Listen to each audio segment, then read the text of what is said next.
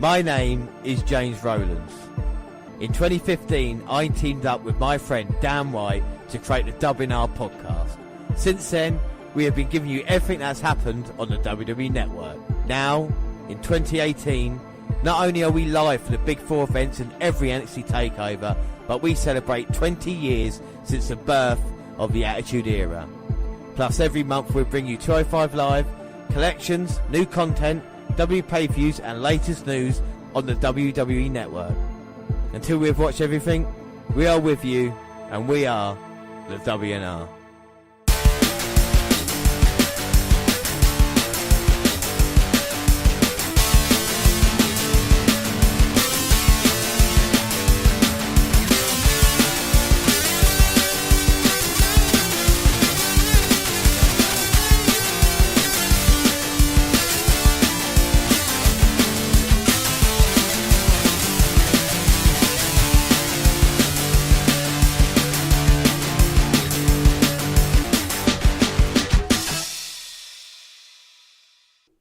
Yes, hello, I am James Rowlands, and as always, I'm joined by Dan White. And today it's the WNR194. It's the W Network Review for December. Before we do anything, let's start with the alternate intro. Sunday, Monday, happy days. Tuesday, Wednesday, happy days. I started so off tune there. Unbelievable, but I'm going to continue. You went even further. Oh, no, I did. Literally went Sunday, Monday, happy days. Tuesday, Wednesday, happy days. Thursday, Friday, happy days. My cycle hums, ready to race with you. These days are ours, happy and free. Oh, happy days. These days are ours, share them with me. Oh, baby, goodbye, grey sky. Hello, blue. There's nothing can hold me when I hold you. It feels so right, you can't be wrong. Rocking and rolling all week long. These days are yeah, these days are oh, happy days. These days are all right, James. I've gone too far again, haven't I? You've Sorry. Gone too far again. Excited voice. I have. I apologise. But now time for the intro. Every month we review the latest content on the WWE Network, including collections, new programs, 205 Live, all the latest news, and the crown jewel of the WNR podcast, NXT update. Plus, on this episode, we have Mixed Match Challenge! Mixed Match Challenge! Yeah! Well, we start things off with the latest W Network collections. Yes, the network collections for December 2018 are... Well, the first one is Match of the Year 2018. It was another incredible year in WWE, featuring an unprecedented number of Match of the Year candidates, and this WWE Network collection showcases the very best. Seth Rollins, Roman Reigns, John Cena, Braun Strowman, and more went to war in a grueling gauntlet match. At WrestleMania, Ronda Rousey showed she is the baddest woman on the planet. Johnny Gargano had incredible battles with Andrade, Cien Almas, and Tommaso Ciampa. The first ever NXT American champion was crowned in an unforgettable ladder match, and Becky Lynch proved she is the man in an aggressive and passionate brawl at WWE Evolution. Experience the very best of 2018 with this exclusive collection. I mean, I can't really believe that another year is gone. Do you know what I mean? Like, it's gone so quick this year. I know we're doing a Christmas special and that, but still, it's kind of weird that... Well, this year it went January, Heat Wave, it's coming home. Yeah. And now it's December. Yeah, and that's how quick the year has gone. I can't believe the World Cup was this year as well. And all covered by us truly on the WNR podcast. And speaking of that, I mean, this collection is great. But don't forget, on our Christmas special, we'll be having the WNR Awards, our 4th annual WNR Awards, if you can believe that. We'll crown, of course, Match of the Year and a lot more else. We've got, of course, Superstar of the Year, entrance, just so many, Dan, isn't there? We've also got our candidates for the awards as well. You know, I've been delving through the archives and fishing out what I can, old predictions and so on and so forth, so you can hear who we thought was going to be one to watch back in 2014, or, you know, and just see how wrong or right we were. Yeah, we've got all that to look forward to, and of course, like I say, we're going to give you like kind of 5 choices for Match of the Year as well, and we'll probably pick one out of that. I mean, this year's been particularly strong, but we'll get more onto that. That's in a weekend.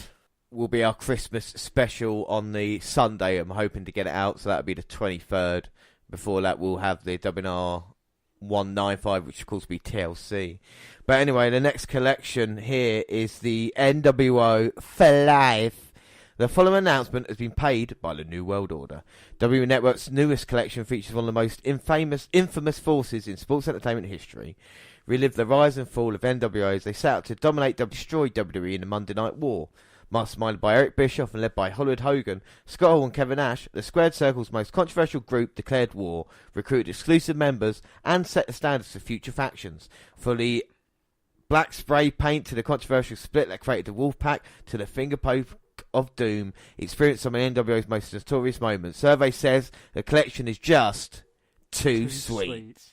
Or you could listen to our WWE versus WCW, which goes into it in a lot more detail. Little documentary would. I mean, without a doubt. There is a couple of good things, though, about that collection. There is, like I said, a couple of good documentaries.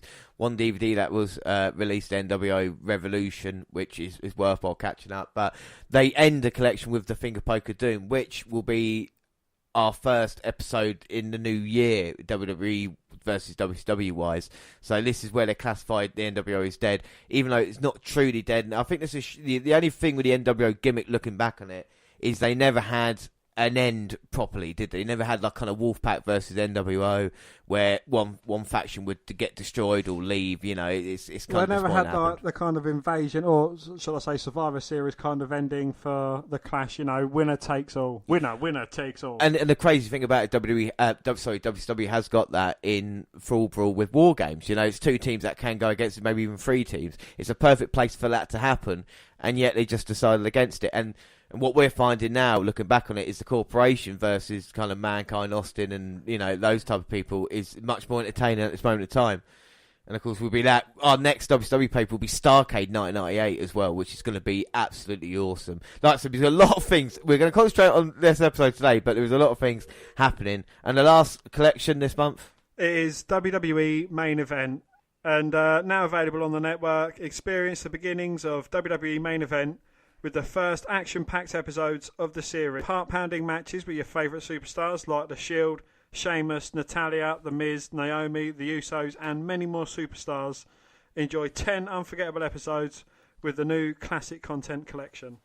So they're filling out the main event, basically, and that kind of makes sense because there are a few missing episodes. And another thing that we do as well on our year-end predictions is 3 things we want from the network, and we'll look back at the 3 things we wanted last year and see if we got them. And I know for sure we definitely got Heat and Thunder. I was really, really happy about that, so it's good that main event's on their watch list. Well, we've got new collections coming in January. We've got the Rusev collection and we've got the Royal Rumble match. So, new content / what's on your watch list, and we'll start off with, November 25th, 2018, actually, which was WWE Starrcade 2018, and I watched this and I made a few notes about it. 56 minutes long, so it wasn't the full event as it was. It was a kind of stripped down version of it. No Dean Ambrose versus Seth Rollins. A Thanksgiving tradition, right? This is what's funny. So this is going to be a little bit involved.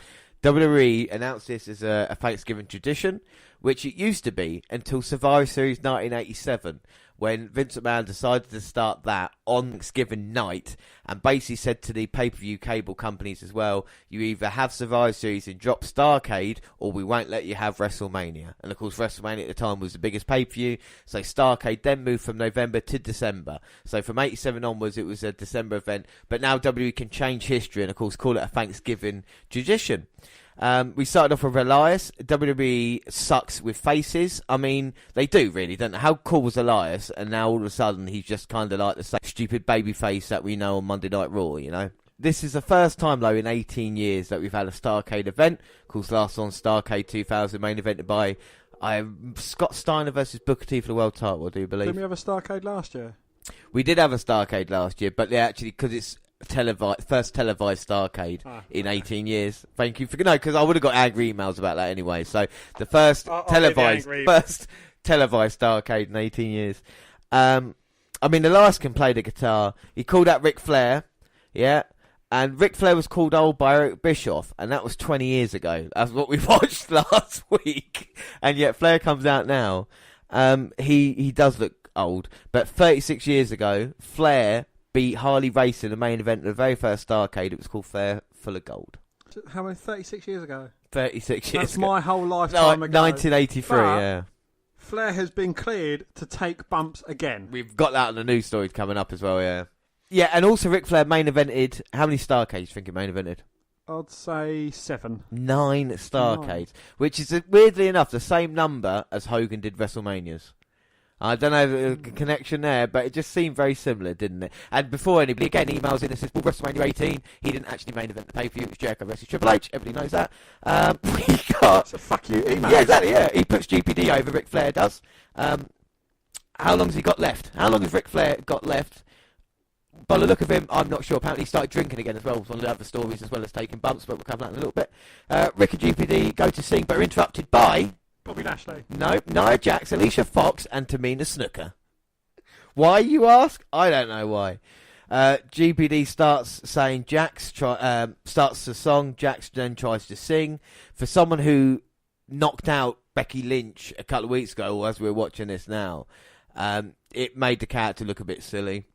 GPD then told her to shut her mouth, and he would shut her mouth, but it's not that kind of time anymore, so he got his friends to do it, who were Sasha Banks, Bayley, Dana Brooke, and, of course, Ember Moon.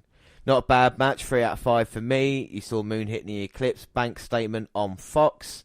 And then we see Joe promo on YouTube. We've got Miz TV. So we had matches, but they decided to put the Elias and Ric Flair segment in, and then they put Miz TV segment in. He came out and he started talking about former NWA stars, about Harley Race and Ric Flair and how just cheap pops, basically, you know. Mysterio then came out and Mysterio had a neck brace on because of obviously Randy Orton's attack on SmackDown where it was recently. He comes out there and mentions names. Dan, what name do you think he mentioned at Starrcade? Like one of these? Eddie Guerrero. How did you? Have you seen that? Yes, he mentioned Eddie Guerrero. Yeah, believe it or not. That started, of course, a big Eddie chant. Nakamura then came out to be part of Miz TV, and he said he doesn't care about Ray or any of the legends. And Ray gets aggressive, and Miz says to Ray, you cost us. Nakamura then attacks him from behind, Mysterio, and then the Miz has the power to make a match. So he makes the match for the United States title, which is Nakamura versus Mysterio. That lasts for about 5 minutes, and then the Miz gets involved, making it 2-on-1. Then Rusev comes running down. I smelt a tag match, and lo and behold, turned into a tag match. It was basic heel versus face. Ray got the 619, Nakamura and Miz got fucked up with that. Oh yeah, sorry, Ray, 619, both Naka and Miz, and then match could kick, and the faces win for Rusev, again 3 out of 5. Then a cage match main event, Joe versus AJ Styles, 40 minutes left, so you knew it wasn't going to be a really, really long match, but it was great stuff. And it is so fluid between AJ and E1 with a calf crusher. Joe can't catch a break at the moment. I thought for non-title match, have Joe go over, even though you want faces to win on a house show, it would have made more sense considering what's happened. But still, have the whole thing or nothing, really. There's no point having... this just doesn't make sense for the network. We have network exclusives where we've got whole pay-per-view events, and we can watch it, and yet now they give us that kind of edited version of this. So either do it all or don't do it at all. You know, I think that's what I felt about Starrcade. There was nothing that happened on the show that I was like, oh yeah, that's going to be worthwhile worthwhile down the road, because it just basically wasn't, you know. Well, on my watch list, I have got the Edge and Christian show. Well, you know, I watched the first 3 episodes of season 2. The first one beginning November 26th. It was, I don't know, it was a bit... It started off the E&C show, but it wasn't Christian, it was Cena. But Christian was just having a nightmare. Then he woke up and John Cena was in bed next to him. And, you know, that was a bit weird. Then they done like a sort of a spoof at Weekend at Vinny's. And Road Dogg saying, like, coming into Vince McMahon's office. I think Christian's impression of Vince McMahon's quite good, to be fair. Yeah, no, I think that was quite funny, you know. You know, that was a bit silly. And then you had the scout Joe, and if he couldn't catch a break in Starrcade, he's not going to catch a, you know, smashing people's heads in a car door and forcing scout cookies on them. But at least that was funny. You know, like Edge and Christian stuff can be a lot hit and miss after being, 2 years away from the network show to come back. Like I said, it is basically just sketches and stuff like that, isn't it? They froze Vince McMahon last series, so that's why they basically played that with him then. We had they didn't freeze him, they paused him. They paused him, sorry, because of course they had a handset. Freezing would be stupid. ICO Pro ad that they had, which I quite liked. Anybody who watches early Raws, you will see ICO Pro advertised there. You see the massive banner. Yeah, you always do, and that's something I loved about it. And then Charlie Caruso had the Chump Challenge as well, Chump didn't she? Stain Challenge. Chump Stain Challenge. That's probably the highlight of that I've seen from the Edge and Christian show. I think it was Face the Facts, where like they give a wrestler some facts, whether they get them right or wrong. And I think Edge won the first two, and then Christian got one back. Yeah. But, Christian was very funny the way he was reacting to his hamstring injury on episode 2. And then he just walking away, his face like, I don't care anyway. And you also had the Bray Wyatt midwife thing as well. Yes, yeah, that was, again, a killer of characters. Yeah, I couldn't believe it was Bray Wyatt when we were watching. I was like, oh my God, is that actually Bray? No, it's... And then he starts crying. I know, you're just like, okay, right. Episode 2 was the Moonies spoof. It was kind of basically the Goonies. That was on December the 3rd. You had Edge, Christian, Sean Mooney, Tommy Dreamer, and Funaki, SmackDown #1 announcers, obviously playing the token Asian guy, which, make of that what you will. Was that Carlito on that one? That was Carlito, yeah. Vicky Guerrero was on it, Santino Marella, and Nunzio from the FBI. Yes, that's it, yeah. I thought they're quite good, like, cameos in a weird way, it's people I know, you know what I mean? It's like, oh, fucking hell, there you go, that's what they are. I think, if it was slightly longer, it could probably be improved. Yeah, I think that's right, yeah.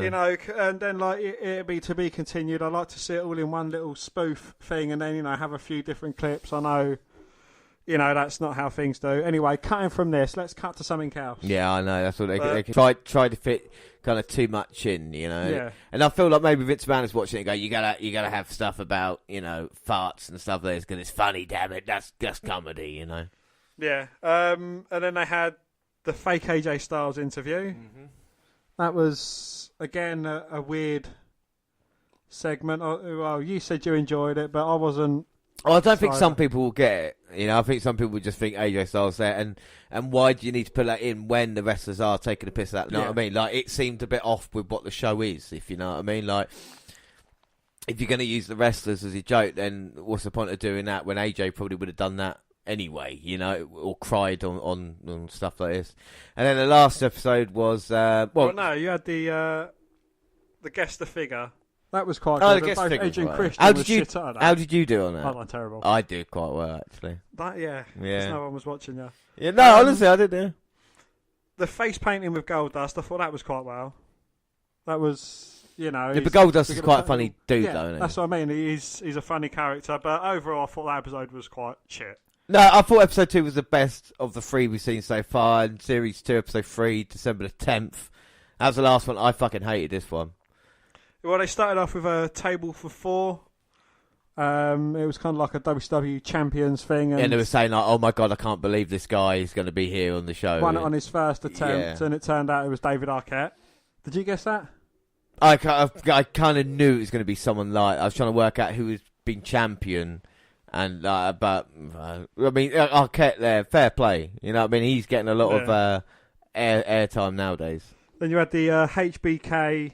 Nils Nascaris, the Dutch luchador. It was a silly story, but again, like if they'd have done it properly, I think it could have been quite a funny story. It wasn't funny. But I mean, if they'd have done it properly. No, I don't think that works. I don't think that works. You had this stupid little 30-second cameo of EC3 in a wig. No, EC3 was the best thing of it. Like, obviously, everything else was just awful. I mean, why do that? It's childish human, and I just think they could have just done something else with it. But then, something that you didn't like, I actually thought the Dutch oven was the funniest bit of that sketch. But the thing is, right, so you're in the writer's room, a joke. Or what about the Dutch oven as a wrestling move? And then from that one joke, you have to make the whole segment about it, and that's what wasn't funny. If it was just, here's the Dutch guy, here's his finish, the Dutch oven, bang, one joke, done in a little sketch, maybe, yeah. But not strewn over a 20-minute period. I couldn't bear it, really. But what age group do you think these are kind of catering to? I think it'd be more adult, because there's a lot of swearing that they kind of bleep out. But they bleep out? Yeah, what's the point? Well, because I think maybe young kids will maybe then watch it, but I don't think they are going to be watching the Edge and Christian show.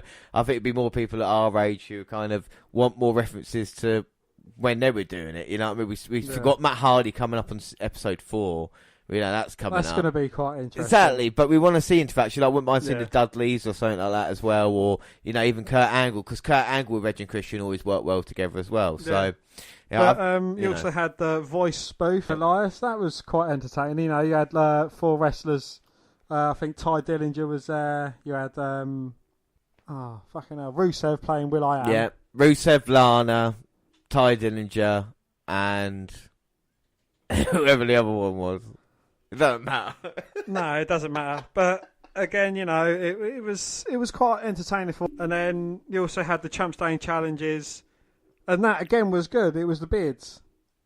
Yes, I like that. Done quite well in that. Yeah, that was easy. Yeah, anybody could have done well. I think the only one I got wrong was Superstar Billy Graham. Superstar Billy Graham. I thought that was Saturn. What about Blue Meanie? The Blue Meanie, I didn't get that one, and I got the one before Sheamus, because there was a ginger beard that came out and I thought it was Sheamus, not the fucking massive Jimmy Angle one, but there was a short ginger beard. I thought that's Sheamus, and then the next one, that was actually Sheamus with the things in it.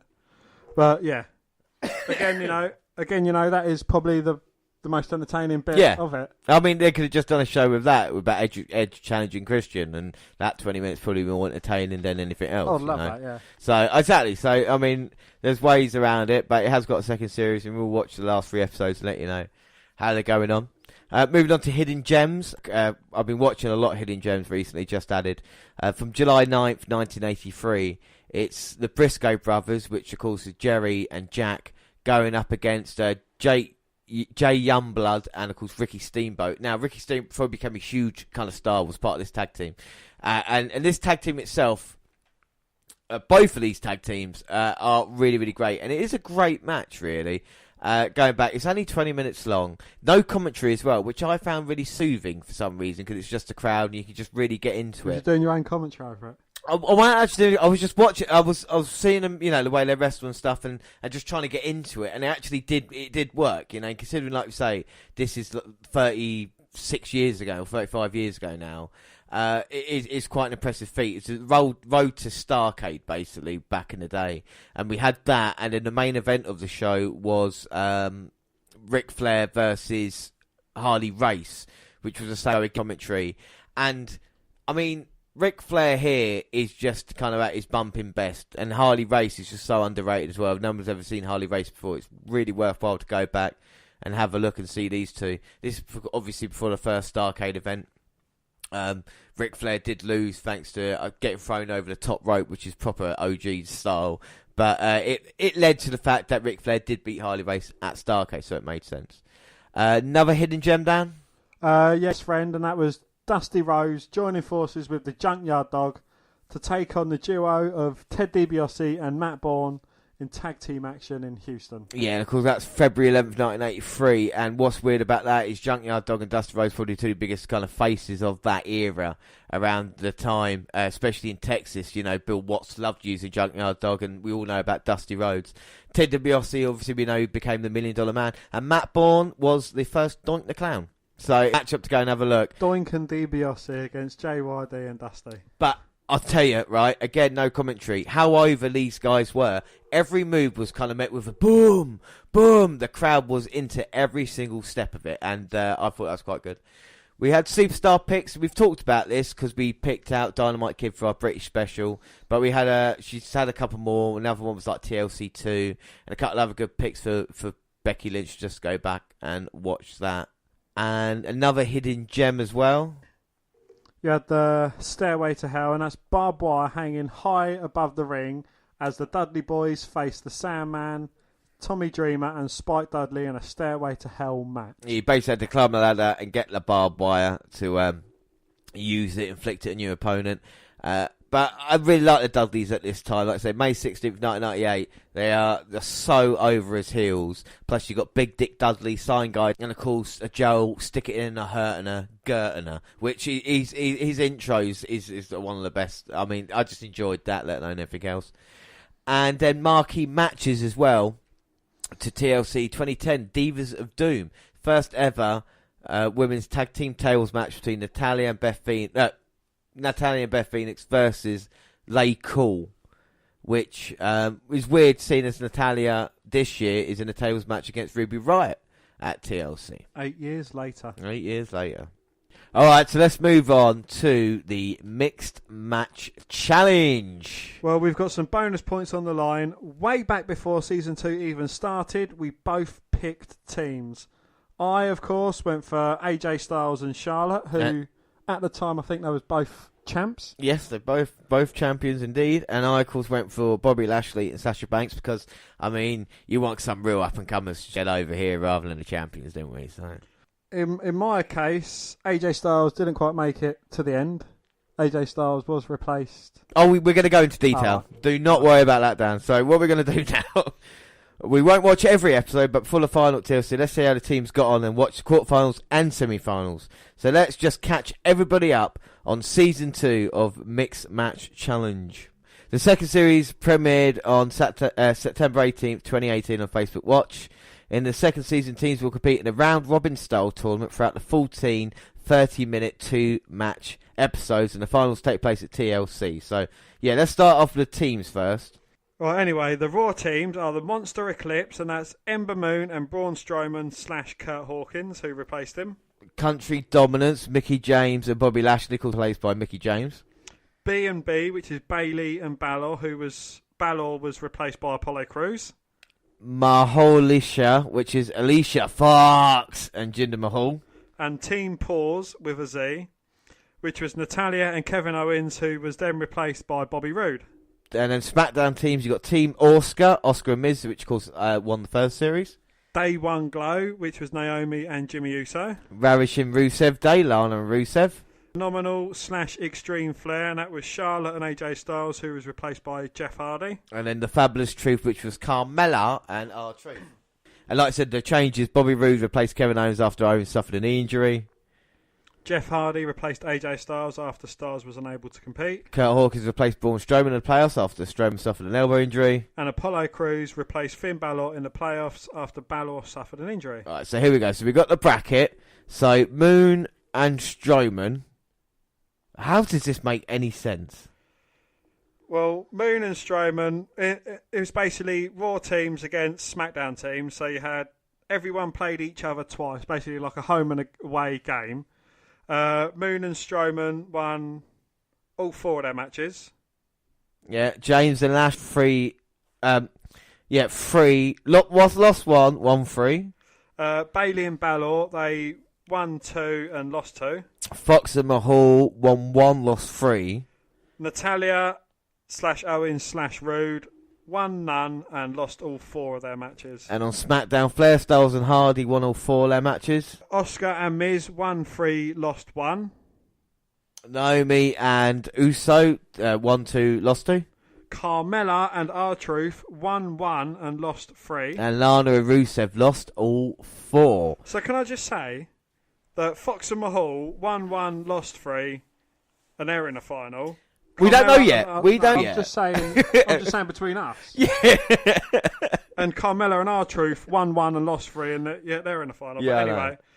But then again, you knew when the TLC card announced all these matches who would be in the final. Yeah. Anyway, but that didn't mean shit, Dan. That didn't mean shit, what we've just talked about round robin, because we still moved on to the playoffs as well. So we've got the playoffs, and we're going to start with quarter-final action here. And we have got our 2 teams are still in it. We've got Finn Balor and Bayley battling Bobby Lashley and Mickie James, which of course my 2 picks.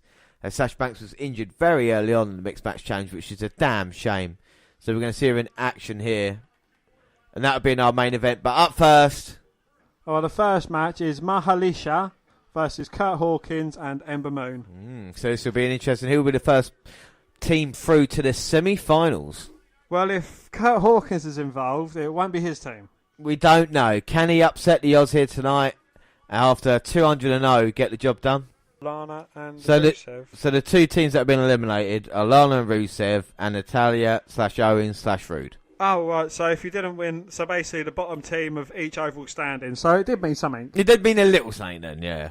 So that means that we've got 8 teams in the quarterfinals, all vying for a place at TLC.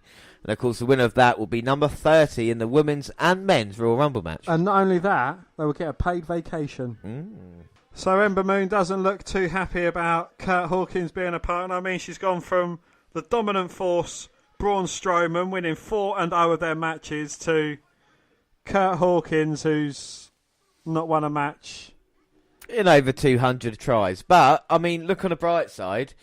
It might change things around for Kurt Hawkins to be part of Ember Moon's team, but it obviously wasn't her choice, so it meant WWE management may be playing games with Ember Moon here.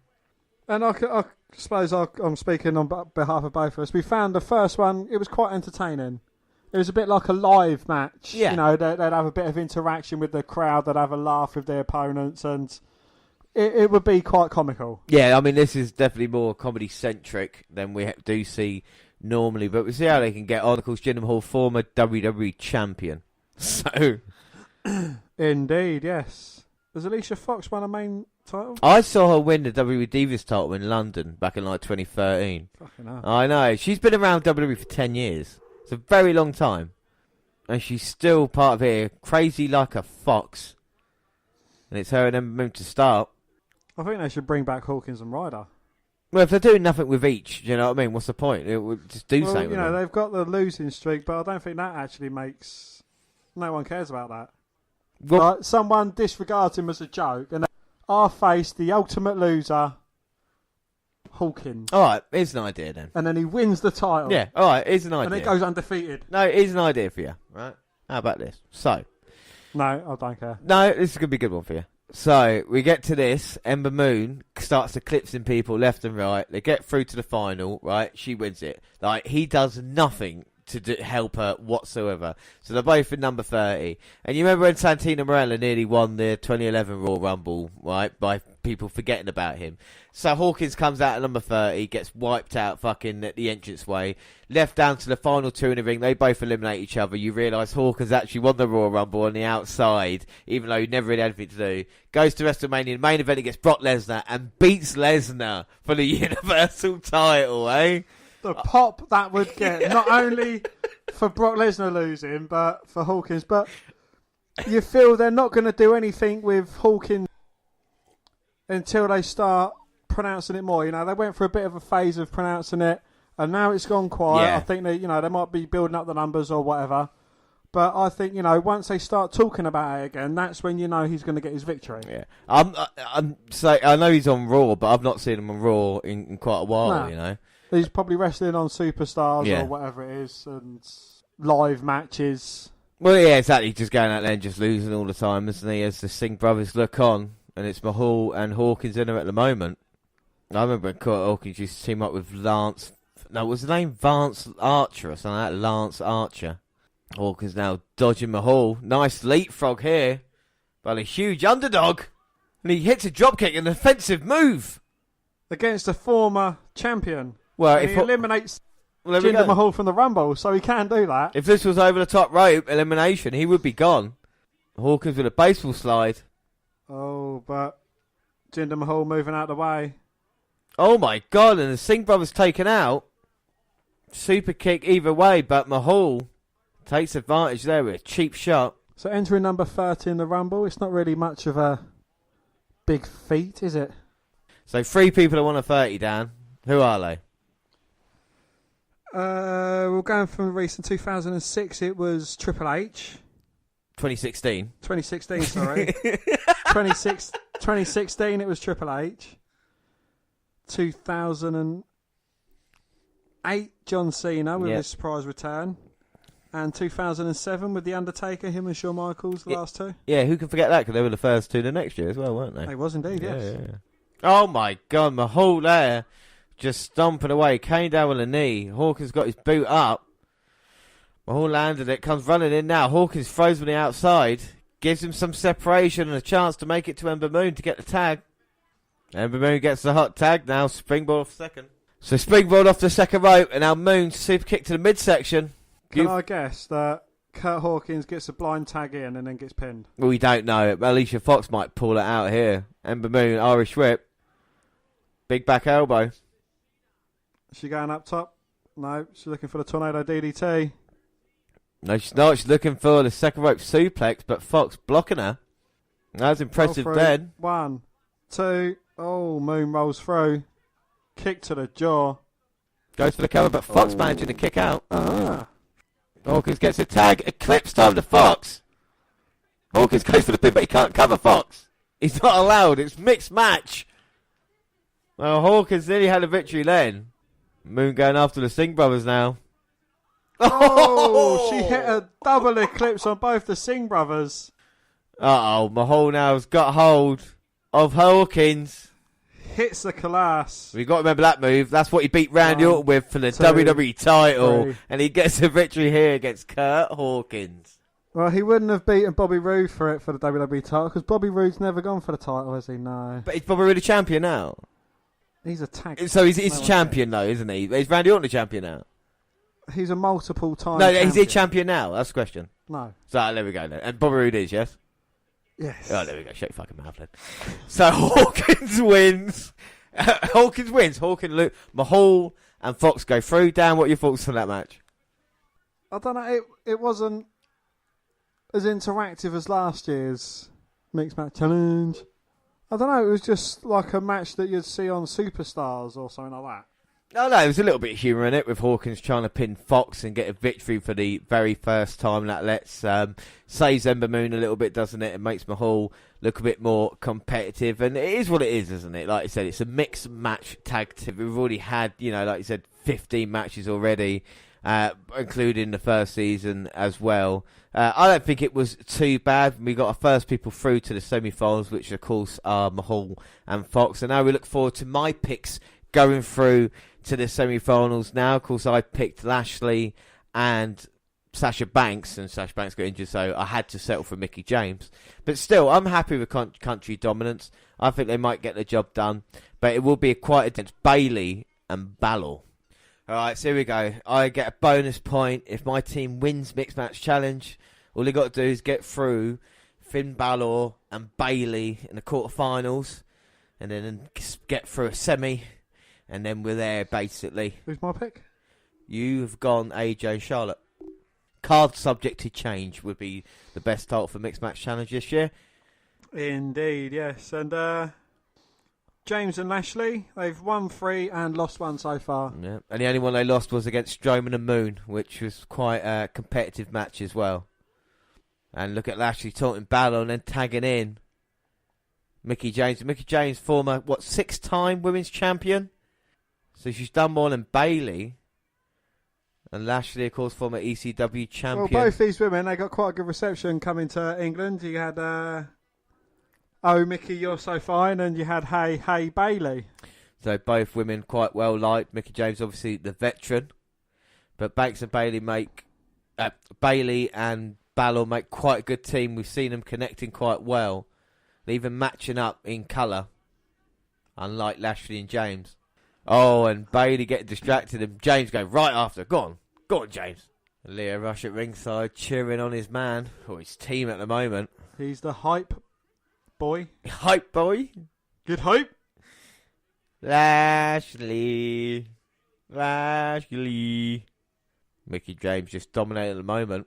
That's quite tough opponents for your team, James. Bayley, I'll say she's more over than James, but Bobby Lashley, I think he'd, rightly run through Finn Balor.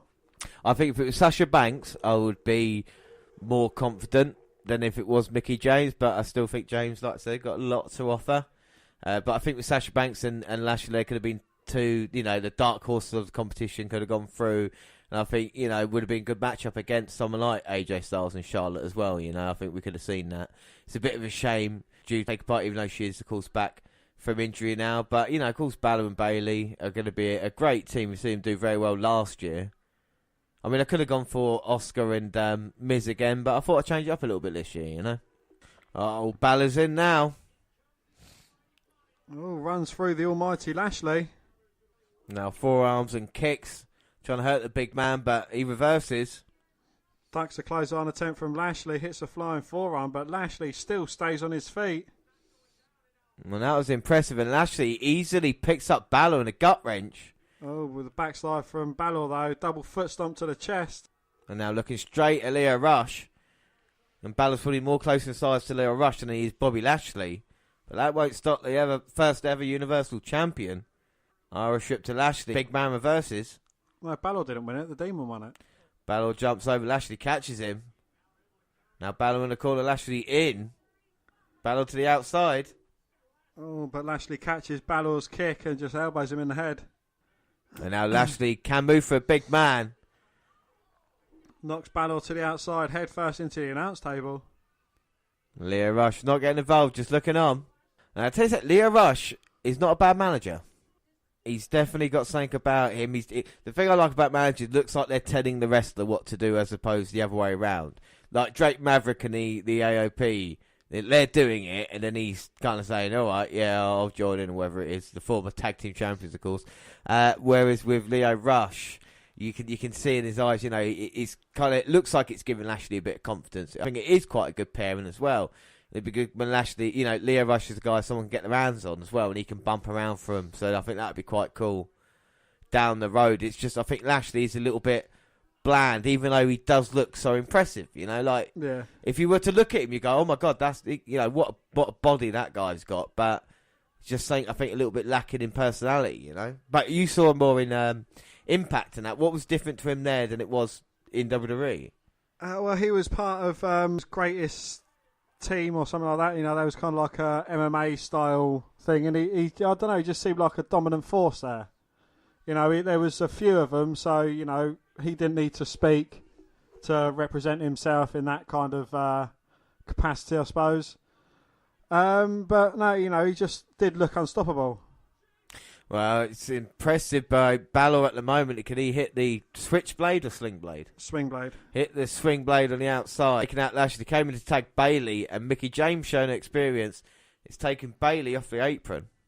Yeah, but then it would have been something silly like Bobby Lashley tagging in Mickey James, and then Bayley would have had to go in anyway. Yeah, you have to face each other. It's not intergender.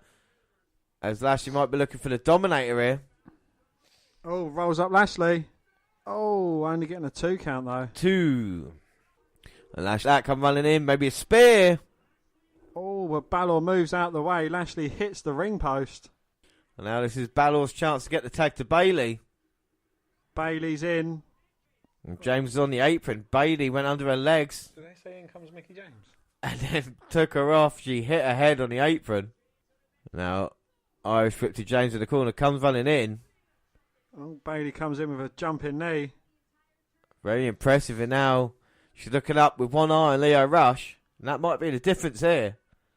Oh, James ducking under Bayley's jump. Flapjack. James nipping up. And that's impressive. Now she's going to go up and put this one away. Put one away for Team James. Seated senton. 2. Oh, Bayley reverses it. 1, 2. No. Both women getting a 2 count. 2. Not like that. Kick to the face. And now, going to go for the DDT. Bayley reversed it, but Mickey James again. Mickey DT. Mickey James again, though, catching her with a forearm. Irish whip with the corner. Bayley over the top. Now, suplex from Bayley. A Bayley to back suplex there. Mickey James struggling to get to feet on the outside. And here comes Bayley. Oh, but Leo Rush tripping Bayley from the outside. Balor slides in. Stops him. I didn't see Leo Rush getting involved there. I just saw Bayley tripping. And now Balor's got hold of Rush for no reason in the ring. You say they're matched up? No, they're not. You're right. I think Leo Rush might be a little bit bigger than Balor. And here comes Finn Balor. After throwing Lashley out, he takes out both Lashley and Leo Rush. And someone's broken a watch. Why would he want to get Leo Rush involved? I don't understand that. Mickey James now might be a little bit distracted. Head first into buckle. Bayley to Bayley. 1, 2. James's team's out 3. Yeah, my team is out 3. So my team is out of the mixed match challenge. What can I say? If Sasha Banks was there, we would have easily got through, but we didn't, you know. So we'll see what happens as we move on mixed match challenge. I don't think the match was too bad. A little bit better than the Mahal versus Hawkins match. Obviously, I think Balor and Lashley competed quite well together. But we do move on. It's our next quarterfinal now, Dan. And who is it? It is my team, Charlotte Flair, and Jeff Hardy. Jeff Hardy. And they're going against the Awesome Truth, which is R-Truth and Carmella. So it's your pick now, Dan. You've just seen my point gone, and you must be very excited. Well, and James, one of the favourites. Me in tournaments, there's something about it. I don't lose. No. I'm like the Chuck Norris of tournaments. And you think just can't be defeated. You think you picked your favourite here, do you? Charlotte Flair. Charlotte. Well, 4-0, aren't they? They were the same as you, actually. 3-1. Wow. Who'd they lose to? No, hang on. Oh, Flair, Styles and Hardy. Yeah, they went 4-0. Wow. So you've gone 4-0, and you've got Carmella and R-Truth. You must be pretty darn cocky right now. James, you know me. I'm always conceited. I don't think I'm going to win everything, but I'm going to win it. You are. Well, I'm not going to say you are, but, look at this team, and I have to go against Bailey and Banks, and you have to go against R-Truth and Carmella. I mean, what is up with that?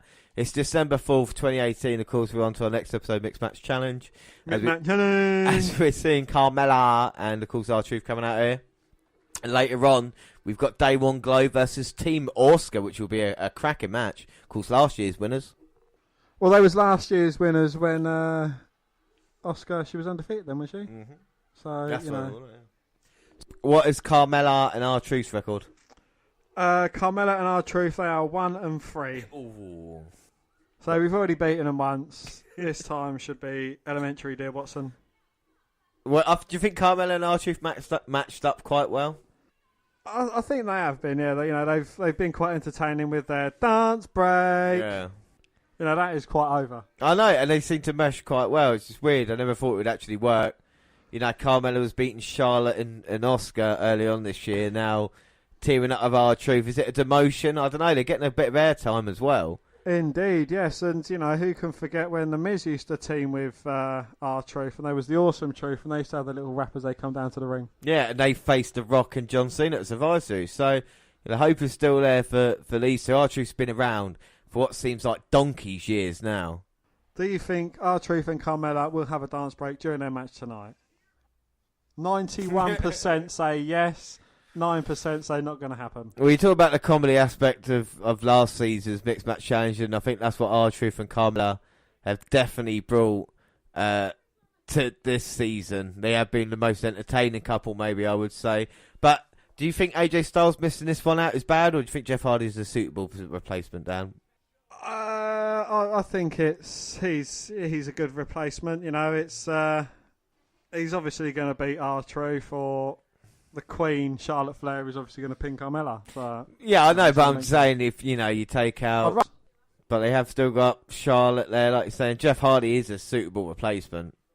So I'm just actually going to already pencil Jeff Hardy and Charlotte Flair into the semi-finals. Actually, no, not pencil. I'm going to write it in pen. Well, write it in your own blood. I think that's what you should do. I think you're ready now. We're going to get started with Jeff Truth. So, James, do you think we're going to see a dance break during this match? Oh, without a doubt.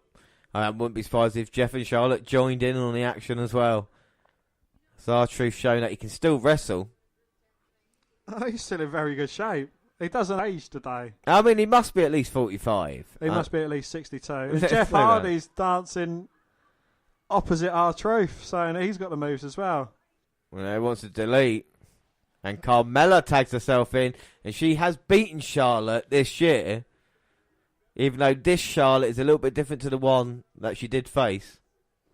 There's definitely a little bit more flair about her now. There's a bit more lynch about her as well. Carmella gets the leg caught.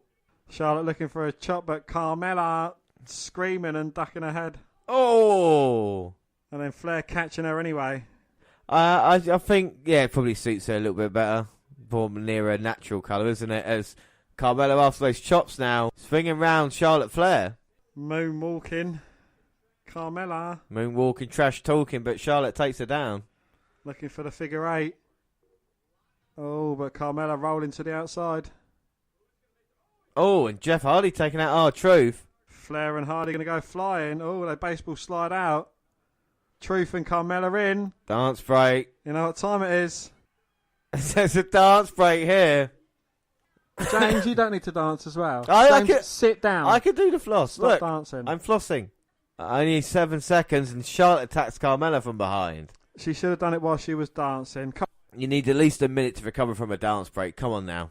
And now Charlotte busted a move for R-Truth. Carmella with a roll up. Oh, only getting a 1 count though. 1. Like that, and that's aggressive by Charlotte. Innovative move there. Just got Carmella's head trapped between her legs and bouncing her face off the mat. And we see Naomi and Uso, or Jimmy and Naomi, training for later. Well, he wants to tag from Carmella, but it's been all Charlotte at the moment.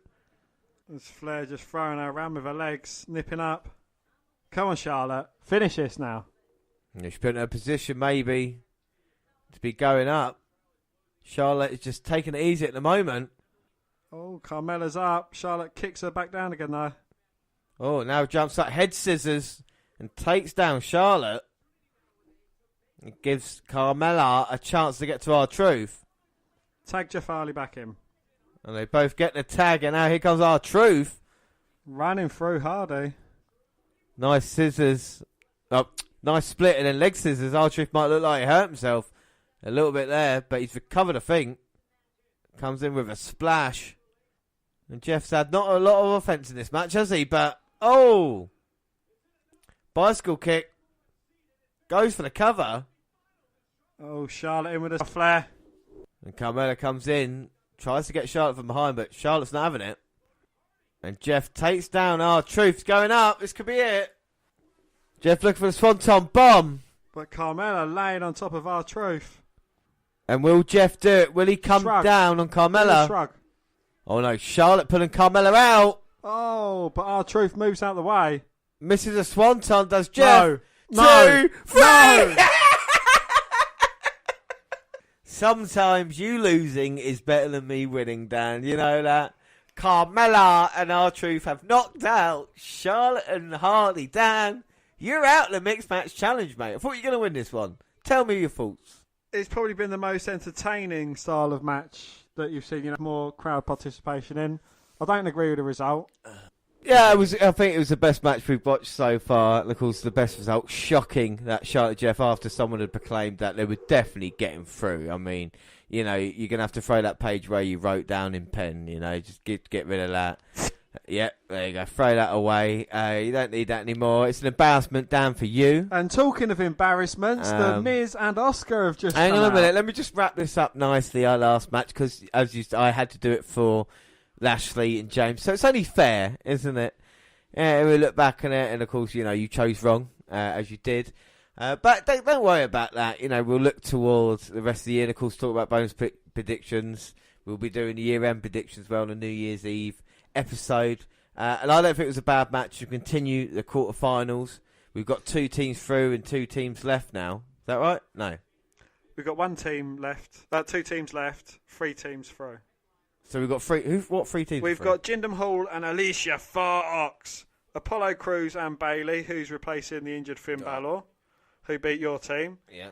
We've got R-Truth and Carmella, who beat your had team. A fluke beat your team victory over Jeff Hardy and Charlotte Flair. Yeah. And now this is for the final place to face the fabulous Truth. This is Team Oscar versus Down since day one-ish or something. Day One Glow. So Day One Glow here versus Team Oscar.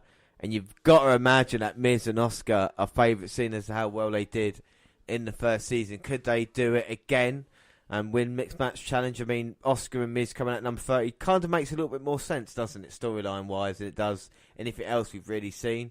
I know we saw Shock last time round. But then again, could maybe the Usos upset things here? I mean, they're 2 very good teams down here, aren't they?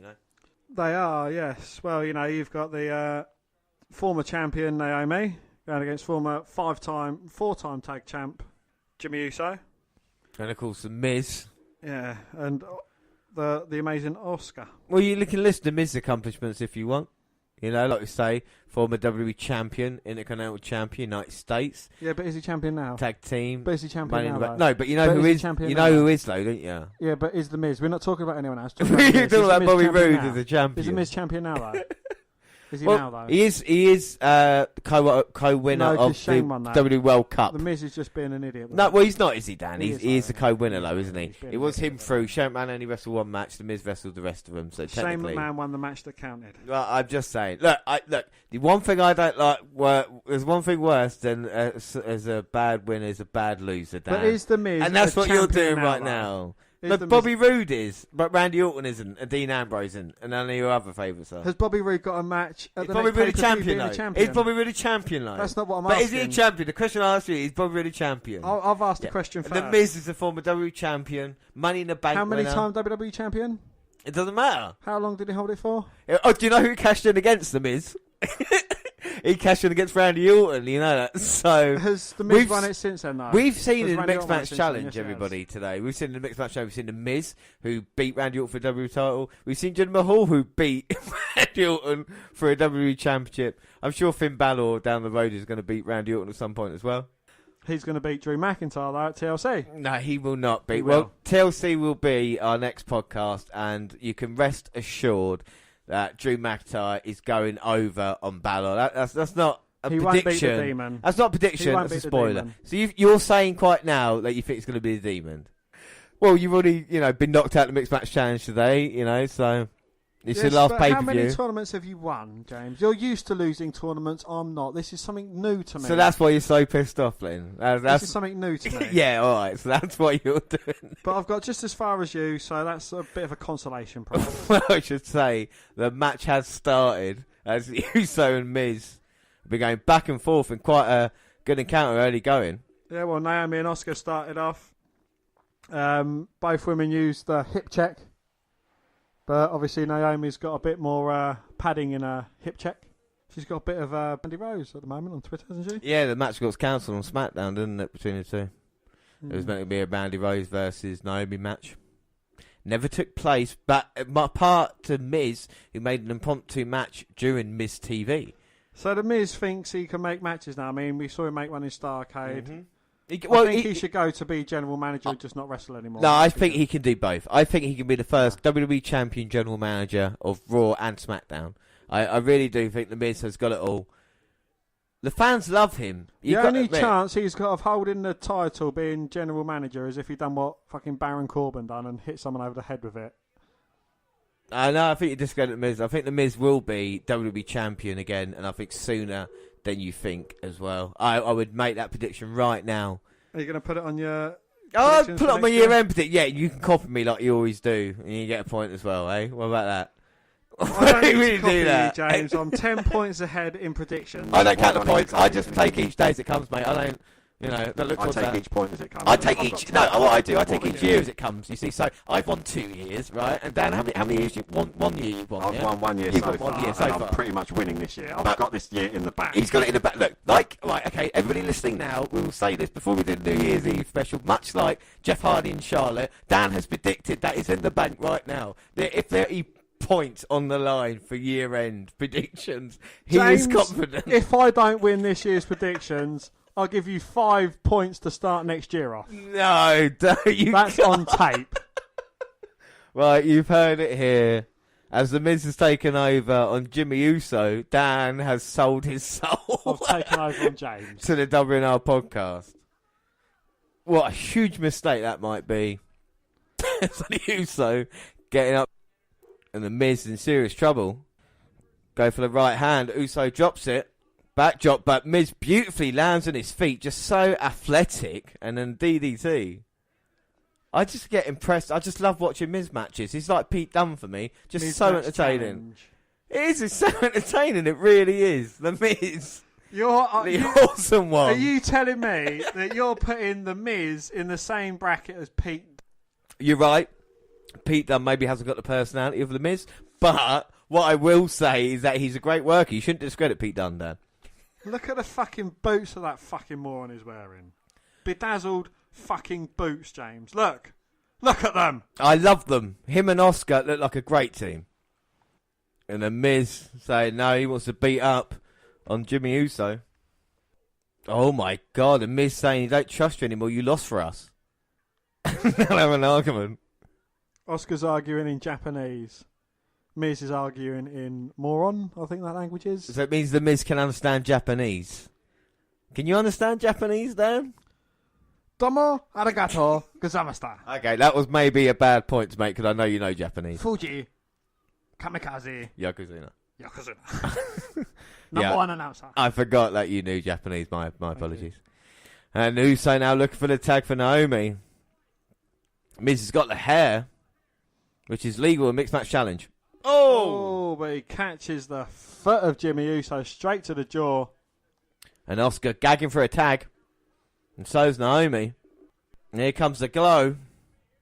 Oscar and Naomi. Naomi taking down Oscar.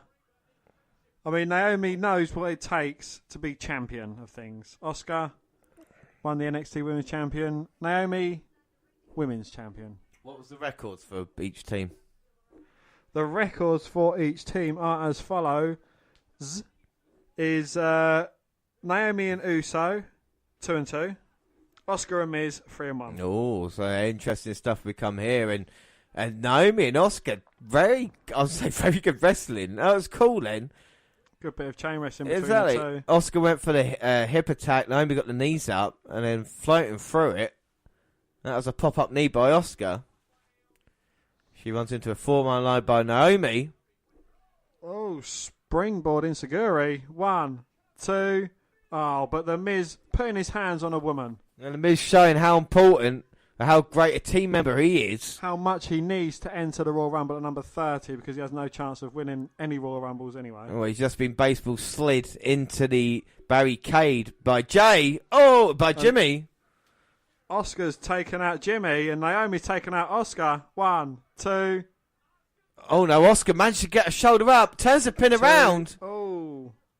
Got out the cover, but now Oscar lock.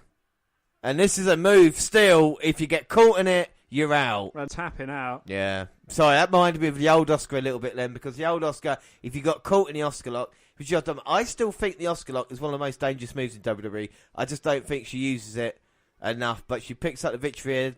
I don't think it was a bad match at all between the two. Much more competitive, less jokey around than we've seen. The mixed match challenge means a little bit more. Is there a bit of friction in Team Oscar, though? I think without doubt, Miz blames Oscar for losing, but she won this one. And Miz going to take credit for it, but the Usos done well. Dan, what are your thoughts on that? As you say, yeah, it was quite an entertaining match. You know, I like the finish of it as well. As you say, you know, the Oscar lock is looking devastating, and I hope they can kind of reboot Oscar with that. Well, let's hope so. And the semi-finals are complete, Dan. So what is the semi-final lineup? The semi-finals are Jinder Mahal and Alicia Fox. What's their team name? Mahalisha. Indeed. Apollo Crews and Bailey. Oh, so Finn Balor is out. And Finn Balor's injured, yep. Apollo Crews is in. Finn Balor, I think, suffering with a bit of illness. Yes, and instead of B&B, they're A&B. So or Apollo, Bailey, Crews. Well, they're BA. Ain't got no plane. Ain't got no plane. And the other semi-final match is the Fabulous Truth going against Team Oscar. Right, so you've got to think Team Oscar are the favourites if you look at, you know, 4 teams here. But you've got Bailey as well. You've got Bailey as well. I mean, you know, Apollo Crews, he's majorly underrated. He is majorly underrated. Yeah, he is, you know. He's a great athlete who's just not being used right. I'm surprised he's not gone to 205 yet, you know what I mean, to be there. Maybe he's a little bit too big to go down there at the moment, but just a great athlete. Like I said, the Titus O'Neil and Dana Brooke thing this year has really not worked out for him. You know, shining this one. Oh, rolls up Jinder Mahal, only getting a 1 count. 1. Test of strength backslide. Apollo Crews wins that easily. Gets another 2 count. 2. And another roll up by Apollo Crews. And again another 2 count. 2. I mean, that's 3 pin attempts. 3. In the space of 2 minutes. 2. And 1 tag from Alicia Fox. 1. To Jinder Mahal. And now Fox is in. She wants a bit of Bailey. I think Bailey's been probably the most impressive woman in this tournament so far. And Bailey tries to roll up Fox early, only get 1. 1. Rolls her up again, this time getting 2. 2. Go for another cover, but another 2. 2. And Bayley not matching uniforms with Cruz as she was with Balor before. And Fox rolls out and she's saying, where are you guys if that happens? Fox saying it's all about her and having an argument, and she get counted at the moment. Drop tie hold by Bayley, taking Alicia Fox down. I mean, Fox is a terrible wrestler. Yeah. Like, I don't know how she is still from the old Divas day. Like, to still have a job with WWE, fair play to her. She must be doing something right in the back. She must be sucking someone. Well, I'm not. I cannot confirm or deny that she has or has not touched another member of the WWE either creative team or management. But whatever she's doing, you know, I think they'd be good in Impact. Yeah, it's just, they're just not kind of workers, you know. Yeah, they look alright, but not kind of people that you know can go in the ring. Like, when's the last time you had a good Jinder Mahal match? But then again, when's the last time you had a good Apollo Crews match? You probably have to go back to NXT to see the last time he really performed well. When was the last time we had a good Apollo Crews chance? Well, didn't they try something with him a couple of months ago, I think, with the Elias feud? That was it, wasn't it? And then they turned Elias instead. He hit him with a guitar. I think Apollo Crews could have some very, very good matches. Maybe even go back down into NXT, hone his craft down there. He'd have a lot better matches down there and then come back up again. He's my one to watch, I think, like 2015. So, you know, he's been WWE a bit longer than maybe we think now, just not really done anything. At least at a time he's been on 205 Live and had NXT title opportunities with Crews, you know, brief run against tag team champions. Yeah. Oh, yeah. He's. I think he's definitely better there than he has been in NXT. And Mahal wearing down Apollo Crews. So what team will get through to the final? It's been quite subdued so far with so much on the line. I'd put my chips on Bayley and Crews. I got to think Crews and Bayley as well, just because the faces have been worn down a little bit now by Mahal. Plus, I'd rather have Bayley coming at number 30. I mean, with Crews, yeah, someone could attack him, do you know what I mean? And he could have someone else do 30, but with Bayley it would be alright. Jinder Mahal is not a serious threat anymore. Yeah, or get a tag team, you know, go against someone like the Mighty on NXT or something like that. I think that'd be a good matchup. And now Bayley getting ahead of steam against Fox. Charging him with a back elbow. I think if anyone, Bayley's going to beat Fox. I think without doubt, Banks looks so... Bayley's looked so dangerous in the Mixed Match Challenge. Running knee in the corner. Bayley to belly suit. No. Fox rolls to the outside. Bounces Bayley's head off the top turnbuckle. Oh, but Bayley catches Fox on the way into the ring. Like a mid-rope stunner. And now going Bayley to Bayley. Bang, hits it. 1, 2. Oh, come on. The Bollywood boys, the Singh brothers, got involved. Referee should disqualify him now, surely. DQ, don't call me Shirley. Well, they should be DQ'd. Oh, Crews taking them both out. So they got double eclipse last time, double clothesline this time, and a double moonsault. Well, nice by Crews there. And now throws in Samir. Well, Bayley to Bayley on both Singh brothers. Oh, but didn't see the kick from Jinder Mahal. The Maharaja kick. Bayley flying, taking out Jinder Mahal. Beautiful suicide dive. Throws Fox back. But a boot to the face by Fox. Goes for the cover. Oh, my God. What? Oh, my God.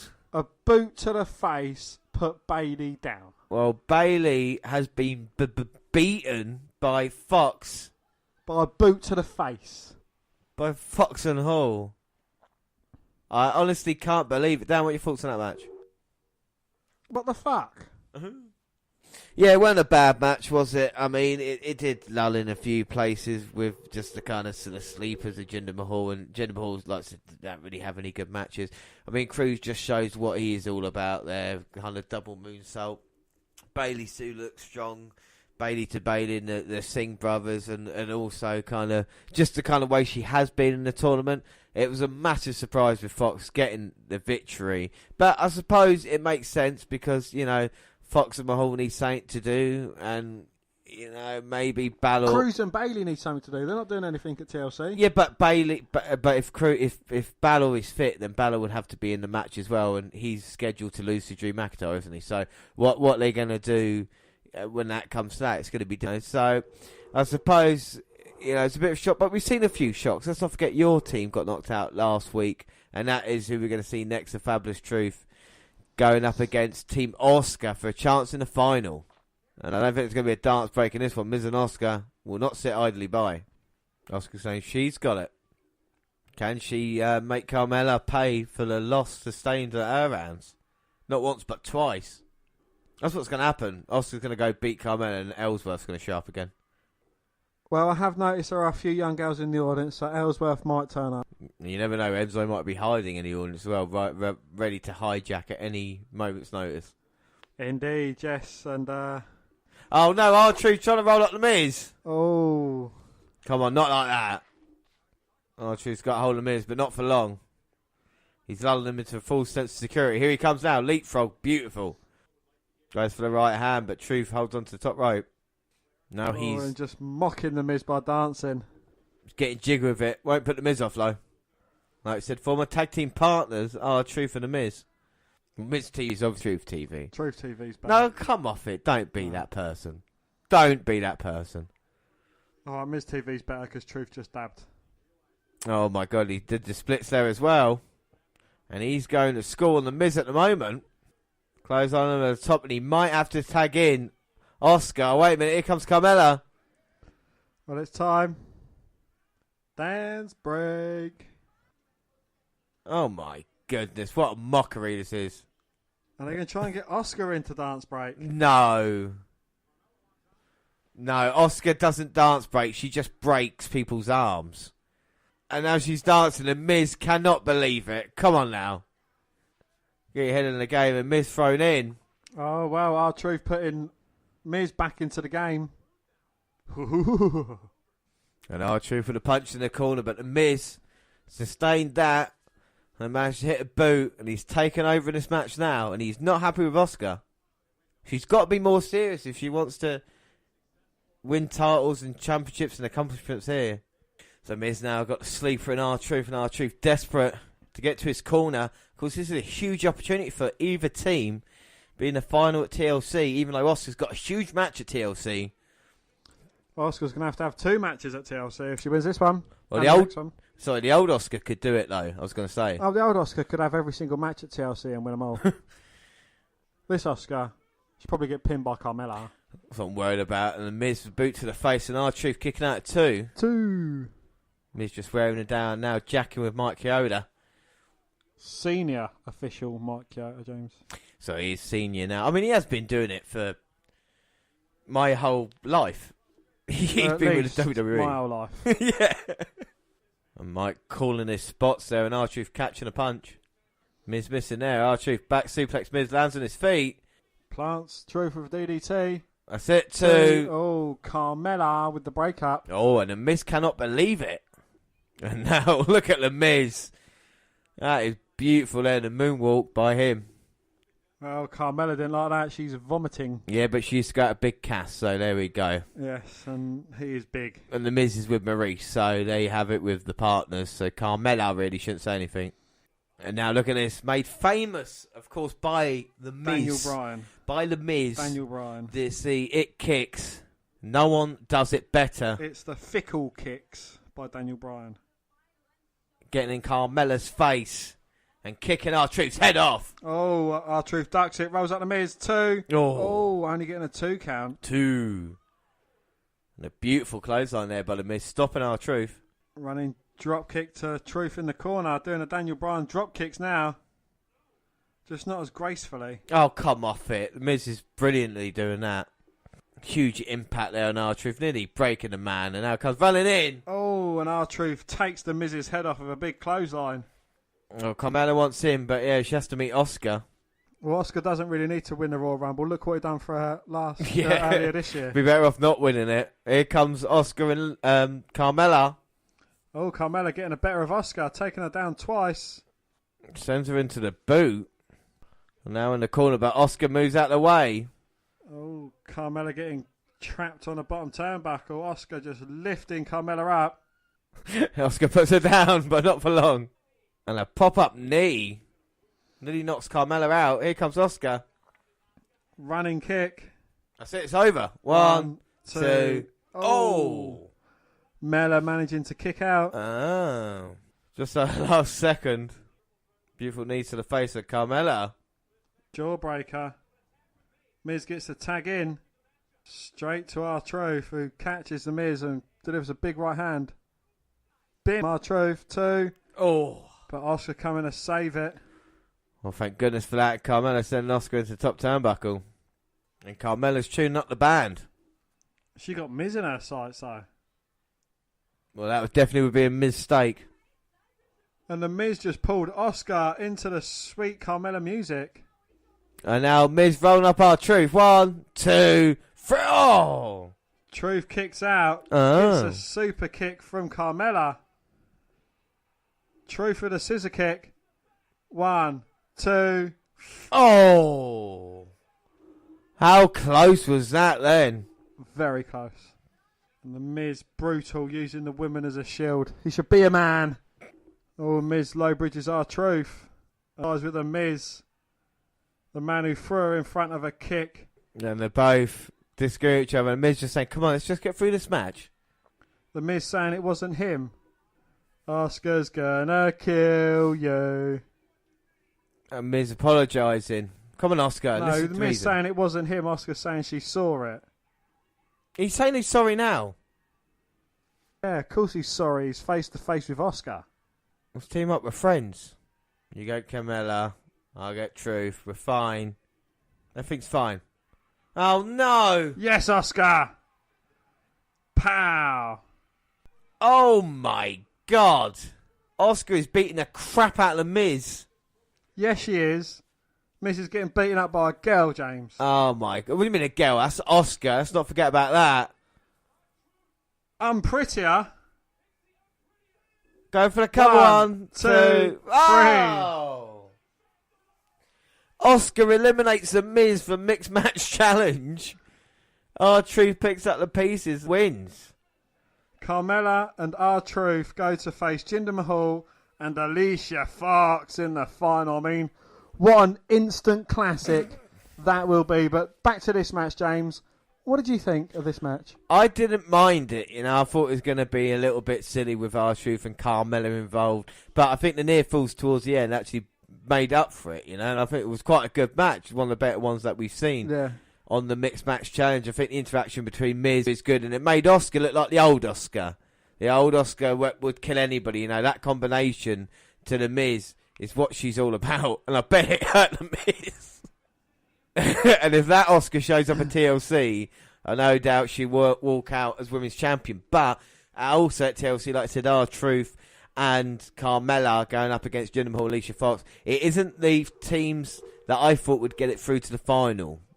But no, it has been a surprise this year. What can we say? This season has been different. The round robin thing didn't really kind of make sense a lot because it only got rid of 2 teams. And you consider what were R-Truth, Carmella, Mahal and Fox's records before they got through to the playoffs? You know what I mean? Because I know they've just won. I think they was both 1 and 3. So if you think about that record, yeah, they was both 1 and 3. Yeah, so both 1 and 3, and now they've both won 2 matches. So, who? What are R-Truth and Carmella going to win? R-Truth accidentally going to come out of the Women's Royal Rumble like he does in his silly self? That would be cool. That would be if cool. that's on tape and I've called it. Yeah, if that's fine. I'm going to call then. I think some people might have said this or obvious. Carmella will be number 30 at the women's, and then the men's one, R-Truth be taken out, and then it could be. Well, anyway, neither of us got past the quarterfinals. No, which is good because, like you said, if I can't win, it's better to you to lose. So I was happy with that. What have you thought of the Mixed Match Challenge this year? It wasn't as good as last year's Mixed Match Challenge. I think I enjoyed that more last year. I don't know, you can see where they're coming from. They're giving smaller people like mid to lower carders a chance to be on at pay-per-view, as opposed to the teams that we chose, AJ and Charlotte, where it turned out mine was not AJ, it was Jeff Hardy. Yeah. And, Lashley and Banks, and yours changed as well. Yeah, I mean, it was a lot of injury stuff, wasn't it? There was a lot of changes in the teams.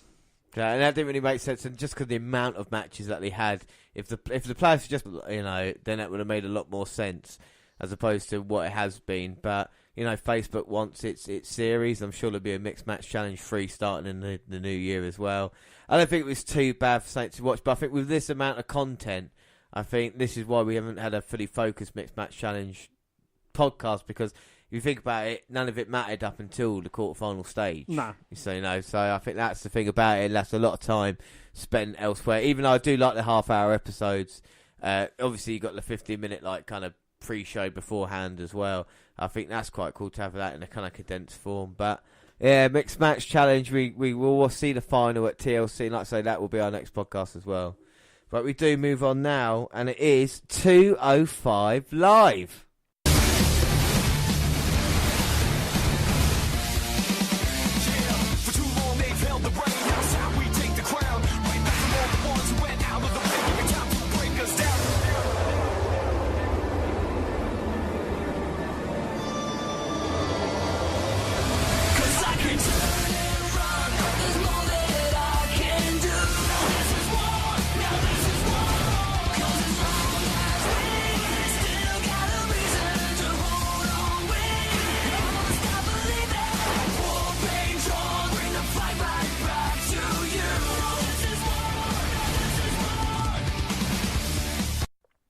We last watched 205 celebrating 100 episodes. Now we look towards the next 100. Well, more than a month after being defeated by Mustafa Ali in a brutal last man standing match, Hideo Itami returns to action, and in a match featuring three guys who want what he has, Cruiserweight champ Buddy Murphy will team with trainer partner Tony Nese to face off against Cedric Alexander and Ali in tag team action. Well, we go on to episode 105. We go on to episode 105 from November the 28th. And the show opens with 205 Live General Manager Drake Maverick running down the evening's card. Noam Dar takes on Mike Kanellis for the first time ever, according to Maverick. Hideo Itami returns in action for the first time since his Falls Count Anywhere loss to Mustafa Ali. Finally, the main event will see Cruiserweight champ Buddy Murphy team up with Tony Nese to battle the team of Mustafa Ali and former champion Cedric Alexander. We get the 205 Live intro, and Vic Joseph, Percy Watson and Nigel McGuinness welcome us to the show. Mike Kanellis is already on his way to the ring for the first battle of the night. His wife Marie is with him. Flashback to last week when Mike Luke with a chair thanks to a distraction from Maria. Well, Noam Dar is out next, and here we go. Well, I do love the power of love, Dan. I mean, they have changed 205 Live for the better. Just shut up. But, no, I was going to say, what are your thoughts on the power of love on 205 Live, Dan? I think they're twats. What, you think they're the new Enzo? I think they are worse than the new Enzos. No. And Noam Dar, of course, one of my favourites. So I think I've got to back Noam Dar in this one. Put on such a great performance, didn't he, NXT UK against Pete Dunne. And he's looking on at Maria. Maybe he wants a bit of cougar action. Why is she calling herself the First Lady? She is the First Lady. She reminds me of Miss Elizabeth. Shut your fucking whore mouth. What are you talking about? Miss Elizabeth is a gem. I think Maria is as well. And look at Noam Dar there. Kicking down Mike and then waving at Maria. And the Scottish Supernova has got a lot to offer. And Kanellis with a shot to the gut. Try and send Dar on the announce table, but Dar responds. Come on, Noam. I know he's one of my guys, but you have to cheer him on, don't you? Do you know what I mean? Like, you got no choice in the matter here. No, it's the lesser of two evils. Noam Dar had a brilliant match against Pete Dunne. He did. Like I said, last year at NXT UK, the special that we did, Dar looked like his former self. Exactly. And now you put him in a match against fucking Mike Kanellis, the power of love cunt. Well, him and TJP have been getting one over TJP. On the Lucha House Party. I never thought you would say that. Honestly, you've been TJP's biggest fan for so long. Yeah. Have you gone against him now? Teaming up with that cunt, unless he fucking shakes off that bad habit, and I'm not talking about Mike Kanellis' drug habit. Oh. Why do you hate Maria so much? Because she's teamed up with Mike Kanellis. Oh, right, so it's just Mike Kanellis you hate? Yes, and the whole power of love. Yeah, what? So if Mike Kanellis was by himself, you would hate him? Yes. Right. Well, Mike Kanellis there going for the diamond cross body. What is it about him you don't like? His stupid fucking face. Yeah. His stupid fucking power of love gimmick. His stupid fucking can't wrestleness. Stupid fucking twatty drug addict, Ted. It's good to get it off your chest every once in a while, isn't it? Oh, it feels good. And now Dart in control of this one. Come on, Noam. Shots to the midsection, a big uppercut. And he's going to come running in now to Kanellis. Forearm strike, brings him back. Suplex attempt, but Kanellis reverses. And then hits a spine buster. Probably the third best spine buster in WWE history, isn't it, you know? 58. Only behind Bobby Roode. Oh, wait a minute. Lucha House Party coming out here. Yeah, come on. Beat the fuck out of Mike Kanellis. Come on. Smash his head open with a fucking piñata made of fucking metal. Well, he's out here and... Oh, come on, ref. Kalisto was shot to... Go on, Nanda. 1, 2, 3. Yeah. Fucking easy as pie. We are man one, now Dardan. He's fucking awesome, isn't he? He is. He's fucking amazing. Future Cruiserweight Champion is... Yeah, I'd rather see him future Cruiserweight Champion than that twat. Oh, we're going to try and get everyone we can. And Lucha House Party out here costing Kanellis. You must be happy. I am over the moon. Yes. I wish the match was a little bit longer, but what can we say? You know, we have to move on. Kanellis. No, I'm glad it was short. We didn't get to see any more of that twat. Well, you didn't get to see more Kanellis than, you know, you would have liked, I suppose. But I think, you know, a little bit heelish by Lucha House Party, but I think they need to kind of do that too, even the odds anyway. Well, up next, not up next. We'll get backstage and Brian Kendrick and Akira Tozawa are sparring, trying to build up their chemistry as a team. Promo for Drew Gulak and Jack Harrier. They call out Kendrick for becoming a pitfall loathsome cumber ground. Gallo explains what a cumber ground is. Gulak calls Kendrick a homeless Leonardo DiCaprio. He promises that he will tap Kendrick out next week. Match is made official. Buddy Murphy and Tony Nese are seen game planning for the main event. Commercial break for the WNR. Oh, fuck that shit. Hideo Itami makes his way out. His opponent, Levi Cruz, is already in the ring. Wonder what that means. Well, Hideo Itami versus Levi Cruz. Hideo immediately strikes Cruz for a standing big boot. He screams at a crowd for respect, kitchen sink knee, and a kick to Cruz's back. I know, I hope he's not Chinese.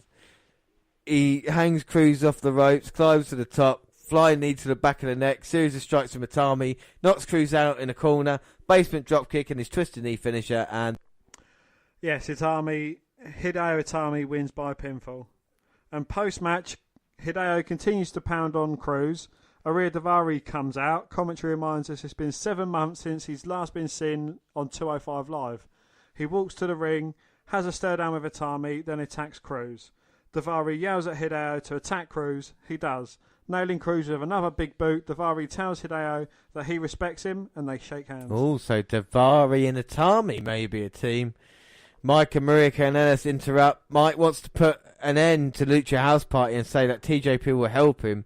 Maria asks for a Tornado tag match. Maverick grants it to them. It's made official for next week. Well, Cedric Alexander is seen preparing for the main event, which is next. So Buddy Murphy and Tony Stuff Rally and Cedric Alexander. So Nese and Alexander going at it. Let's not forget, Nese has beaten Alexander twice in the past few weeks here. But Cedric wants to kind of regain his glory. We had the age of Alexander, but Murphy knocked him off his perch, didn't he? Well, yes, we are currently in the one and only month of Murphy.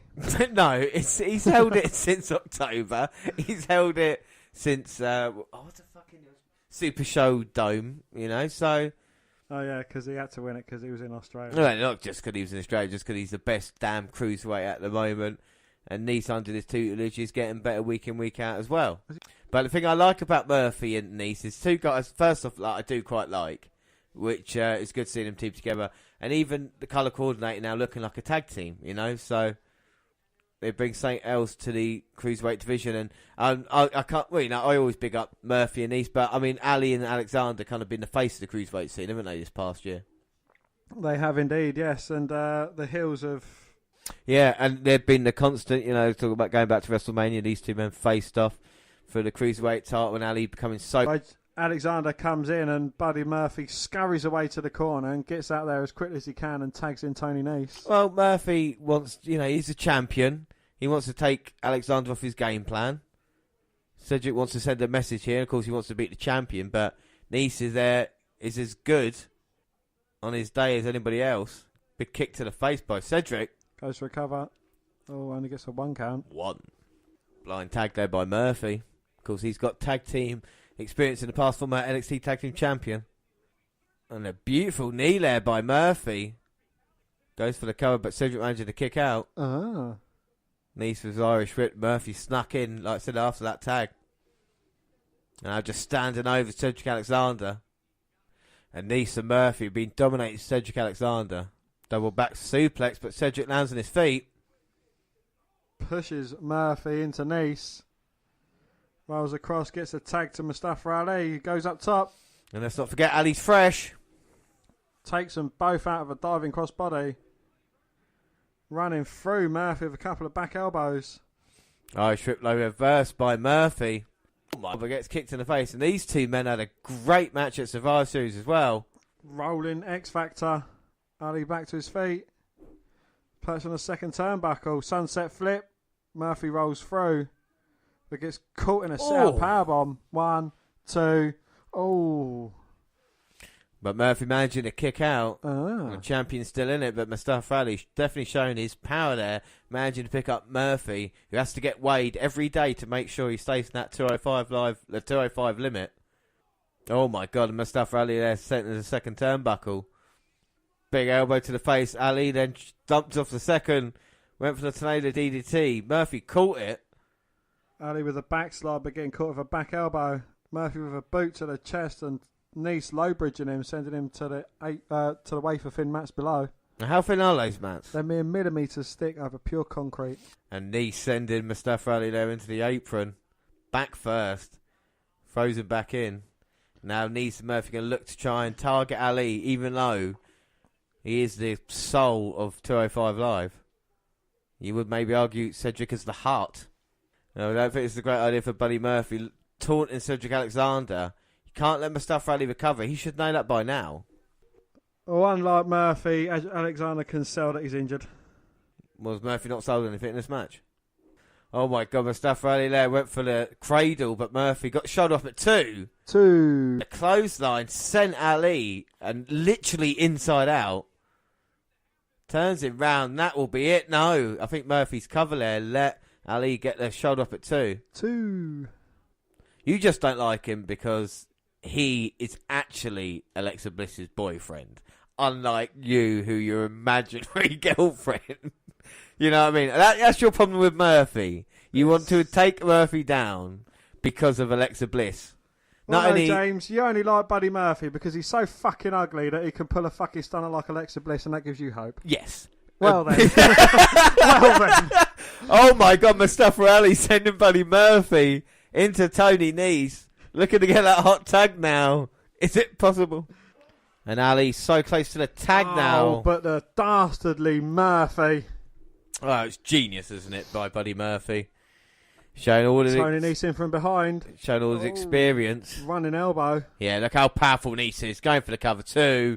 Oh. Only a 2 count though. 2. And Nese and Murphy will get frustrated. Ali is super tough. Cedric desperate to get the tag in. But Murphy and Nese do work so well as a tag team. You look at Murphy getting in Cedric's face again. Kanellis was ginger, they'd have the same hair. Would you leave Buddy Murphy alone? He looks nothing like Mike Kanellis. Goes for the knee. Oh! Ali dodges, hits a kick of his own, but Murphy lands on Ali. So that means Mustafa has to get past Buddy. Oh, Murphy's got the leg of Ali, dragging him to the corner. Oh, and Alexander managed to get the tag in. And Nice is in as well. Alexander's running through Nice. A big couple of clotheslines, huge back elbow there. Murphy gets kicked off the apron.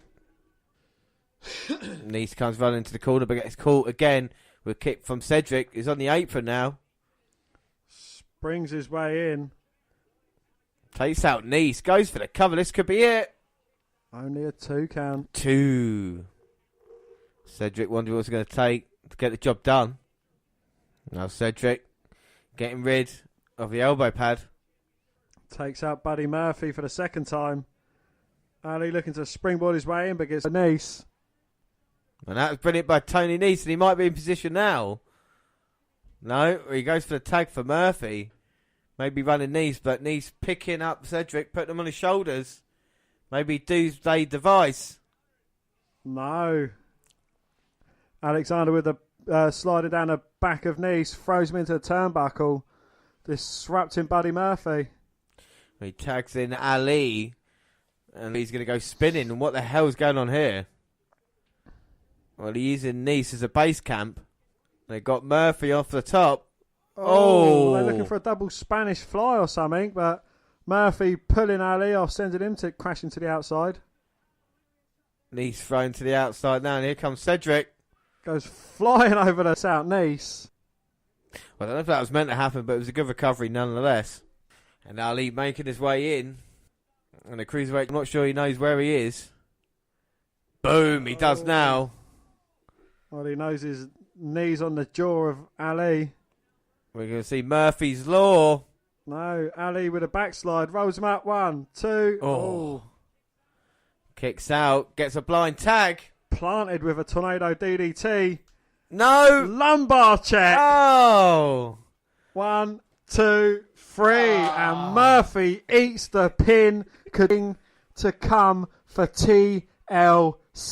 Oh, fucking hell. Well, Buddy Murphy does lose the match.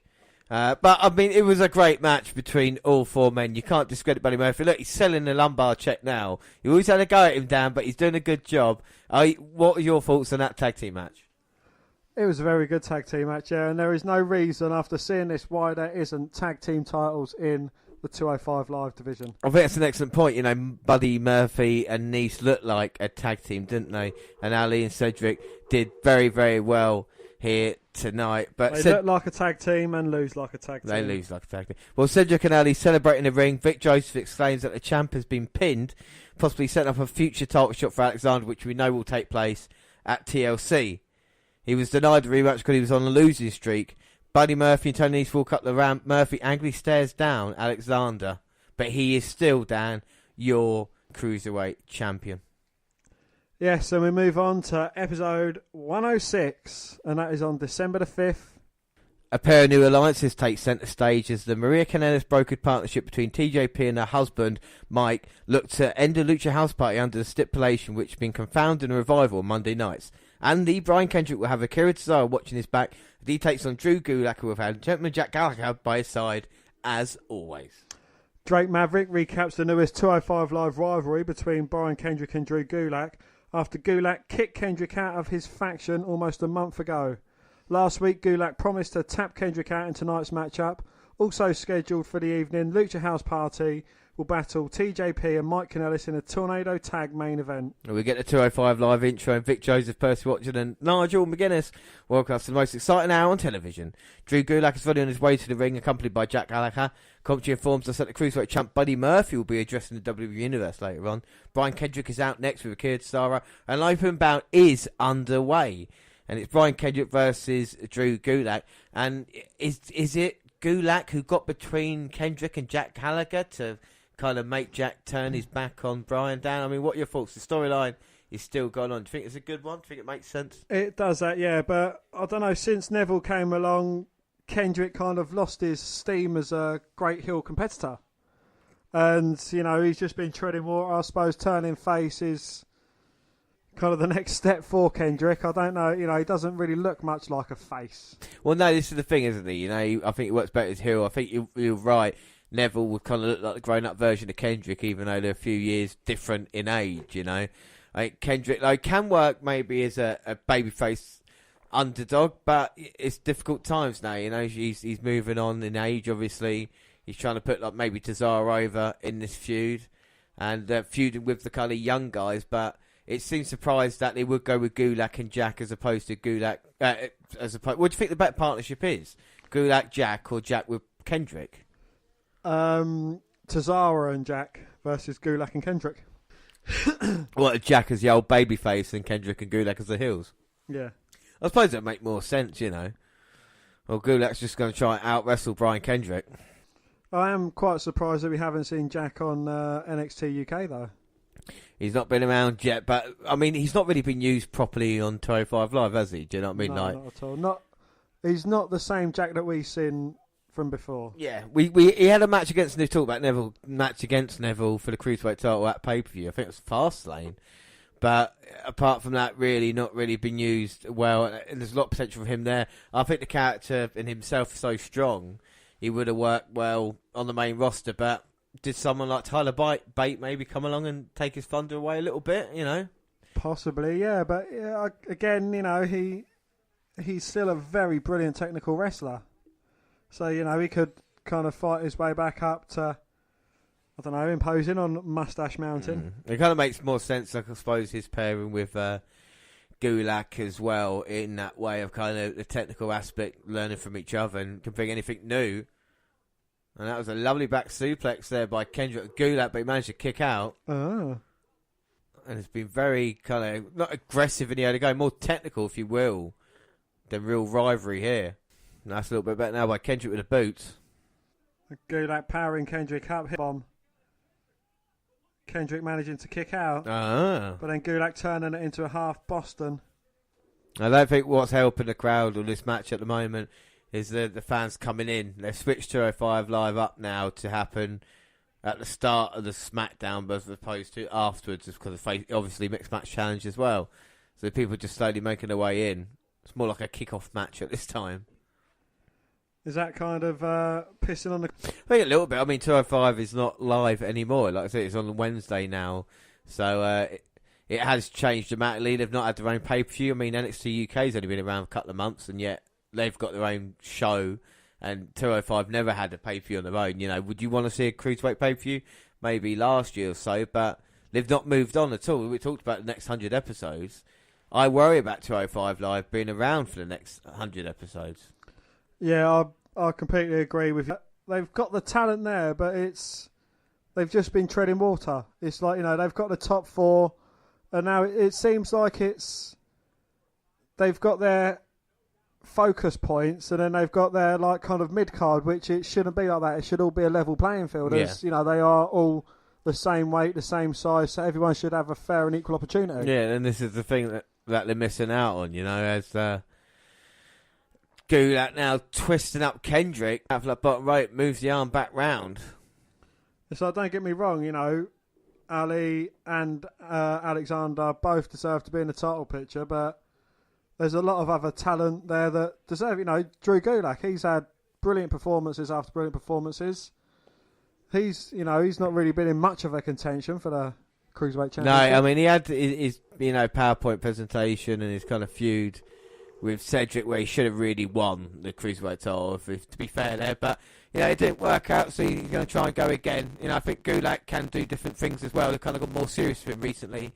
And I think he can work as goofy, if you know what I mean. And I think that's sometimes a good thing. And I think at the same time with Jack as well, sometimes you just want to kind of have a little bit of fun rather than being so serious all the time. And I think that's what 205 Live's missing a little bit. I think that's what WWE's missing a little bit sometimes. Just a little bit of fun, a little bit like laughter, you know. I think with certain characters you can do it because you're still serious in what they've become. Well, you know, with Jack Gallagher, he had his sporadic Royal Rumble appearance, and, you know, he came in with William III. Exactly. What happened to William III? Oh, Kendrick's been getting battered by Gulak these past few minutes, got back to his feet, but Gulak responds with the punches. So you could underrated of the year, 90% of the 205 Live roster. This is going to be a difficult award to hand out, as Gulak now is down, got knocked down by the right hand. Kendrick. Captain's hook is locked in. And he's got a captain's hook, and Gulak nowhere near the ropes. And Gulak struggling to get to that bottom right, but does. Lovely full Nelson suplex from Kendrick. Two. Oh. Only getting a 2 count. 2. It's like Akira Tozawa, what's happened to him? No, exactly. It was very exciting. Especially Cruiserweight Classic. Now Kendrick getting back to his feet. Kendrick back to feet, going for that. Oh, standing switch though, Gulak. Oh, and Kendrick sending Gulak to the outside. Oh my God, Jack attacks Tozawa from behind. Throws him head first into the ring post. Gulak went for the roller, but Kendrick managed to kick out. And Jack Gallagher coming in to break it up and beat down Kendrick. Well, it looked like Kendrick had it won there. Side spread number 2. Gulak for the cover easy. And yeah, Gentleman Jack has to break it up. He used to be his former mentor, but not anymore. But Kendrick now teaching a young boy a lesson. Jack fighting back. Gulak grabs hold of him. Oh, and a goo lock in. And you can't do anything with 2-on-1. Where's Tozawa's out as well on the outside? Oh, Tozawa's looking to come back in, but Jack Gallagher cuts him off.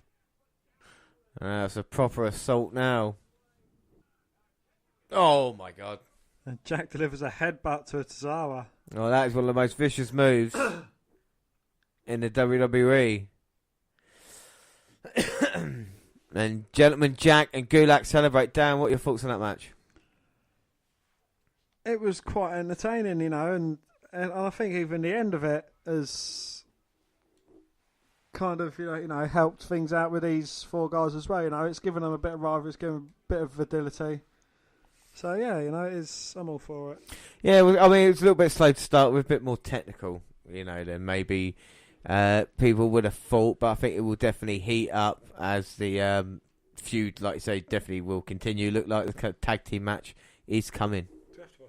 Well, flashback to last week's main event when Cedric Alexander pinned champion James's man, Buddy Murphy, in tag team action, and Cedric teamed with Mustafa Ali to take on Murphy and Tony Nese. Drake Maverick is with the champ. Maverick calls him one of the most polarising figures in the cruiserweight division. He informs Murphy that he'll be defending the title against the former champion Cedric Alexander. Murphy claims that it took both Cedric and Ali to defeat him last week, and he was right, and that if Cedric were man enough, he'll accept the challenge for next week, and he'll let Drake Maverick determine the winner. As a ref, I'm assuming. And Daivari is out for the second matchup of the night. He made his return last week to assist Hideo Itami. Daivari is out for the second matchup of the night. He made his return last week to assist Hideo Itami beat down a local talent and tell Itami that he respects him. His opponent, Clay Roberts, is already in the ring. And it's Daivari versus Clay Roberts. And Daivari opens up on Roberts with stiff strikes, beating him down in the corner. Irish whip reversed by Roberts, but Daivari responds with a standing kick to the head. Backstage, Itami is watching Daivari compete in the classic awkward side watching television stance. Back in the ring, Daivari hits his lock-up clothesline. He goes for the pin but lets Roberts up. Another clothesline with cover, he lets him up again. Daivari then clotheslines Roberts repeatedly until the referee stops the bout. So Daivari wins by referee stoppage. And Itami is impressed watching Daivari's onslaught. Mustafa Ali cuts a promo. He says that we all fall, but we must all get back up. Ali states that he couldn't get the job done at Survivor Series, but whoever becomes champion next will fall to him. I don't think it should. As much as I respect Ali and like him, I think someone else needs a chance. You were saying this, weren't you, about too many people getting the same chance and trying a bit different. So, see what if Mustafa Ali can do it. Well, Cedric gets interviewed. He responds to Buddy Murphy's earlier comments saying that his third-grade mind games won't separate him from his friend Mustafa Ali, and that next week he's ready to become a two-time cruiserweight champion. Noam Dar sends a video directly to Buddy Murphy saying that he cost him a matchup against Tony Nese. He challenges Murphy to a matchup and says he doesn't even care if the title is on the line. And the Lucha House Party, Kalisto and Lince Dorado are on their way to the ring, which means it's main event time. They toss out merchandise to the WWE Universe. Mike Kanellis is out next, along with his cunt Maria. Oh, you can't TJP. say. Why are you so horrible to Maria for? Oh, it's beautiful to see the power of love here with your man TJP as well. He's sold, not my man anymore. He's sold to the devil. He's 311 boy. He's not my man no more. It was your 311 boy, Dan. Your 311 boy has betrayed you. He's not my man no more. He's not my man. He's not my 311 boy. He is 311. Is he 311? He's 311, isn't he? Is he? Is he? No, he's not a 311 boy. Oh, okay. He lost his right to be a 311 boy. Yeah, he's a 39 boy. Is he a 39 boy? Yeah. Well, that's close. What, 85? Right, let's watch Power Love, Dan. The power of love. I'm going to take this time to have a little nap. Oh, fuck. No, Me. make love. Me.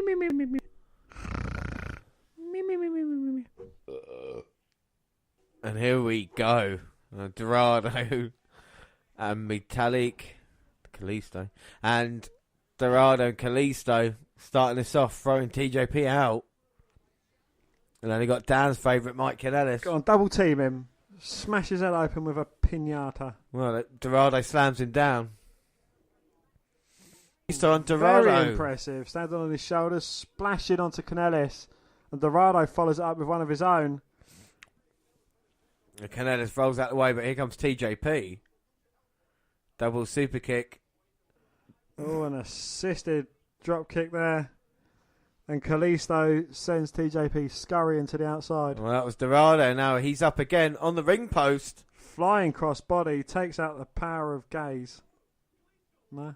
And what is Kalisto looking at? Dorado's... And he's ringing the machatas, Dan. And you said you didn't want to watch this match. And look at it, get the beating that you think they deserve. Kalisto, beautiful DDT on TJP. Goes for the cover, but TJP managing to kick out. And now Dorado's got the sack for the presents, but Kanellis there with a spine buster, ruining Christmas. He spoilt Christmas. On the face by Kalisto. This is Tornado Tag, so anything goes. And Kanellis has got a pinata. Maria is putting off Kalisto. And TJP there with a drop kick. That's disgusting. Oh, she stomps on the pinata. And the disrespect. Now they got Dorado throwing back in. Kalisto into barricade. TJP bouncing Dorado's head off the top turnbuckle. Yeah, well done, Mike. You're finally fast, and you could probably beat up. Well, he's struggling Fucking with it. pinata, you cunt. He's struggling with it a little bit. TJP gives it a boot, and now they're going to double team Dorado. Double clothesline. Not as impressive offense as Lucha House Party. Yeah, put that mask on, you ugly cunt. Cover that fucking fizzog up. Mike Kanellis has got a mask. He's got an illegal weapon, ref. Ref, he's got an illegal weapon. Disqualify that fucking useless, sad excuse as a human being. If he ever listens to this, he knocks on your door, Dan. I'd knock him out of the fucking mug. You think? And I'll shag Maria Kanellis over his fucking beaten down corpse. All right. Maybe a little bit too far. They've got a baby at home, damn it. No. And now TJP takes down Dorado. Kanellis responds with an elbow. And this is just an assault now. Kalisto gets back up. Kanellis goes on the outside. Kalisto up on the barricade. Oh, Kanellis takes a leg out from Kalisto. Double Irish whip. Dorado breaks through low. Oh, beautiful. Springboard stunner there, taking up both TJP and Kanellis. Now that was a cool move. And Kalisto finally back up on the apron. Let's see the replay. They both sold it well, to be fair. Apart from Kanellis' cunt. Exactly, James. You took the words out of my mouth. Flying cross body from Kalisto to TJP. Spinning corkscrew shoulder block. Springboard. And now Kalisto with a kicks Irish whip reversed by TJP. Kalisto puts a stop on though. TJP goes to turnbuckle, roll through, and a kick by Kalisto. Kalisto went for that short runner, and I think TJP caught him. And he's got the STF locked in. He got the arm round the neck as well for leverage. Oh, and Dorado Kanellis taken out on the outside. Kalisto trying to fight out from TJP. Let's see the dexterity of Kalisto there, managing to hit some offensive kicks, being in that position. And TJP disrespecting Kalisto there, trying to pull the mask off. TJP heloing his way back in, taking out Kalisto, goes for the cover. But Kalisto only getting a 2 count. Sorry, do it again. Only getting a 2 count. 2. Irish whip by TJP in the corner, but Kalisto catches himself, puts a leg up, comes running in, but again TJP going down low. Two former Cruiserweight champions in the ring. I think Kalisto's so underrated. I mean, we've talked about TJP extensively in the past. We know what he can do. But Kalisto, you know, even with Rey Mysterio back, I think there's stuff Kalisto could do that were amazing. Do you remember a couple of years ago when he did that Salida del Sol ladder to one of the Usos? Yeah. And honestly, one of the most amazing... I saw a clip of that the other day and I thought, oh, fucking hell, yeah. Did he have some good matches against Alberto Del Rio? Exactly, yeah. From cracking matches that he had. Feud of Ryback, I think. He did indeed. I think it was when we were watching the podcast as well, so, you know, it feels long ago, but it's not that long ago, and in some eyes, as Kalisto gets to that bottom rope. Breaks the TJP clutch. Yeah, and he had that clutch in for a little while now. Damage might already be done. And it's been the Hills controlling things for the past few minutes. No, it's been TJP controlling things for the past few minutes. Yeah, I have to agree with you there. But as soon as Canellis comes in, looks like Kalisto, get back in it. We'll figure that one out. Super kick to Canellis. Now Kalisto kicks to TJP, who's on top. And now here comes Kalisto off the top. Hurricane Runner. Oh, sends TJP into Canellis. And now Dorado's up on top. Kalisto might hurt the knee, but Dorado off the top right. Canellis Takes them both out of a diving crossbody. He couldn't even sell a fucking head scissors takedown properly, the cunt. Well, I think Dorado slipped a little bit there, but now Mike. springing up with a kick. You just don't like Mike's. Canellis in the corner. Here comes Dorado. I'd rather see a Mike Enos match. Irish Whip reversed by Canellis. Nice super kick by Dorado using the first rope to hit a moonsault. Now the second rope to hit a moonsault. Now the third rope. And he's going up top to complete the trivecta. Bang! Hits it. 1, 2. Oh, but TJP in having to save Mike Canellis. And as the crowd are finally getting into the arena, they start to appreciate the action. Dorado, a nice uppercut. I like Dorado as well. Now looking at each other, they've got an idea. Psyching each other up. Get the pinata. Oh my god, and they want that sack full. I wonder what it's full of. Santa's presents. Little pinatas. Tiny little pinatas. I mean, there must be at least 100 pinatas there. At least 270. Oh my god, and you can't suplex him on there. That would kill him. No, TJP, don't. Not on the pinatas. Oh, Dorado. Oh, fighting out of it though. This could end a man's career. Dorado fights out again. Ooh, back suplex. Dorado on his feet. Managed TJP into the corner. Yeah, managed to dodge it just for a moment. Save him for Canellis. Put Canellis for him. And the pinatas there and Kalisto. The pinatas are sitting there and these are exposed. These are so dangerous. It's like Kalisto, Dorado going to go for double suplex. No! Oh. Canellis pushes Kalisto off. And now he's got Dorado on his shoulders. And what the hell was that about? He's on his shoulders. He pushed him, Canellis outside the ring now. Low bridge Canellis. Double suplex to TJP. No, they can't double suplex them, surely. That's worse than thumbtacks, and don't call me Shirley. Oh! In the pinatas! In the pinatas! Straight in the pinatas. That's it.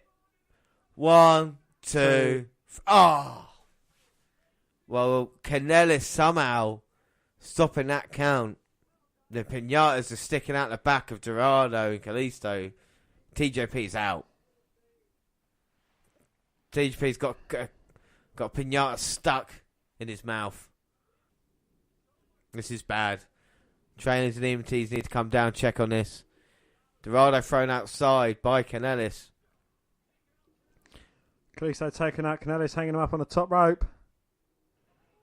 Well, TJP was set out powerbomb on Kalisto. Oh, but Kalisto managing to kick out. And now Canellis has got another pinata. Gives it to TJP. And he managed to save Penelope down. Oh, Maria snatches Penelope. Kalisto snatches it back though. He wants to give it to her. Oh, and he throws it at her. She lands on Mike Kanellis. And now he's got TJP. Kicks Kanellis on the Salida del Sol. Doesn't go for the cover because Dorado's coming up.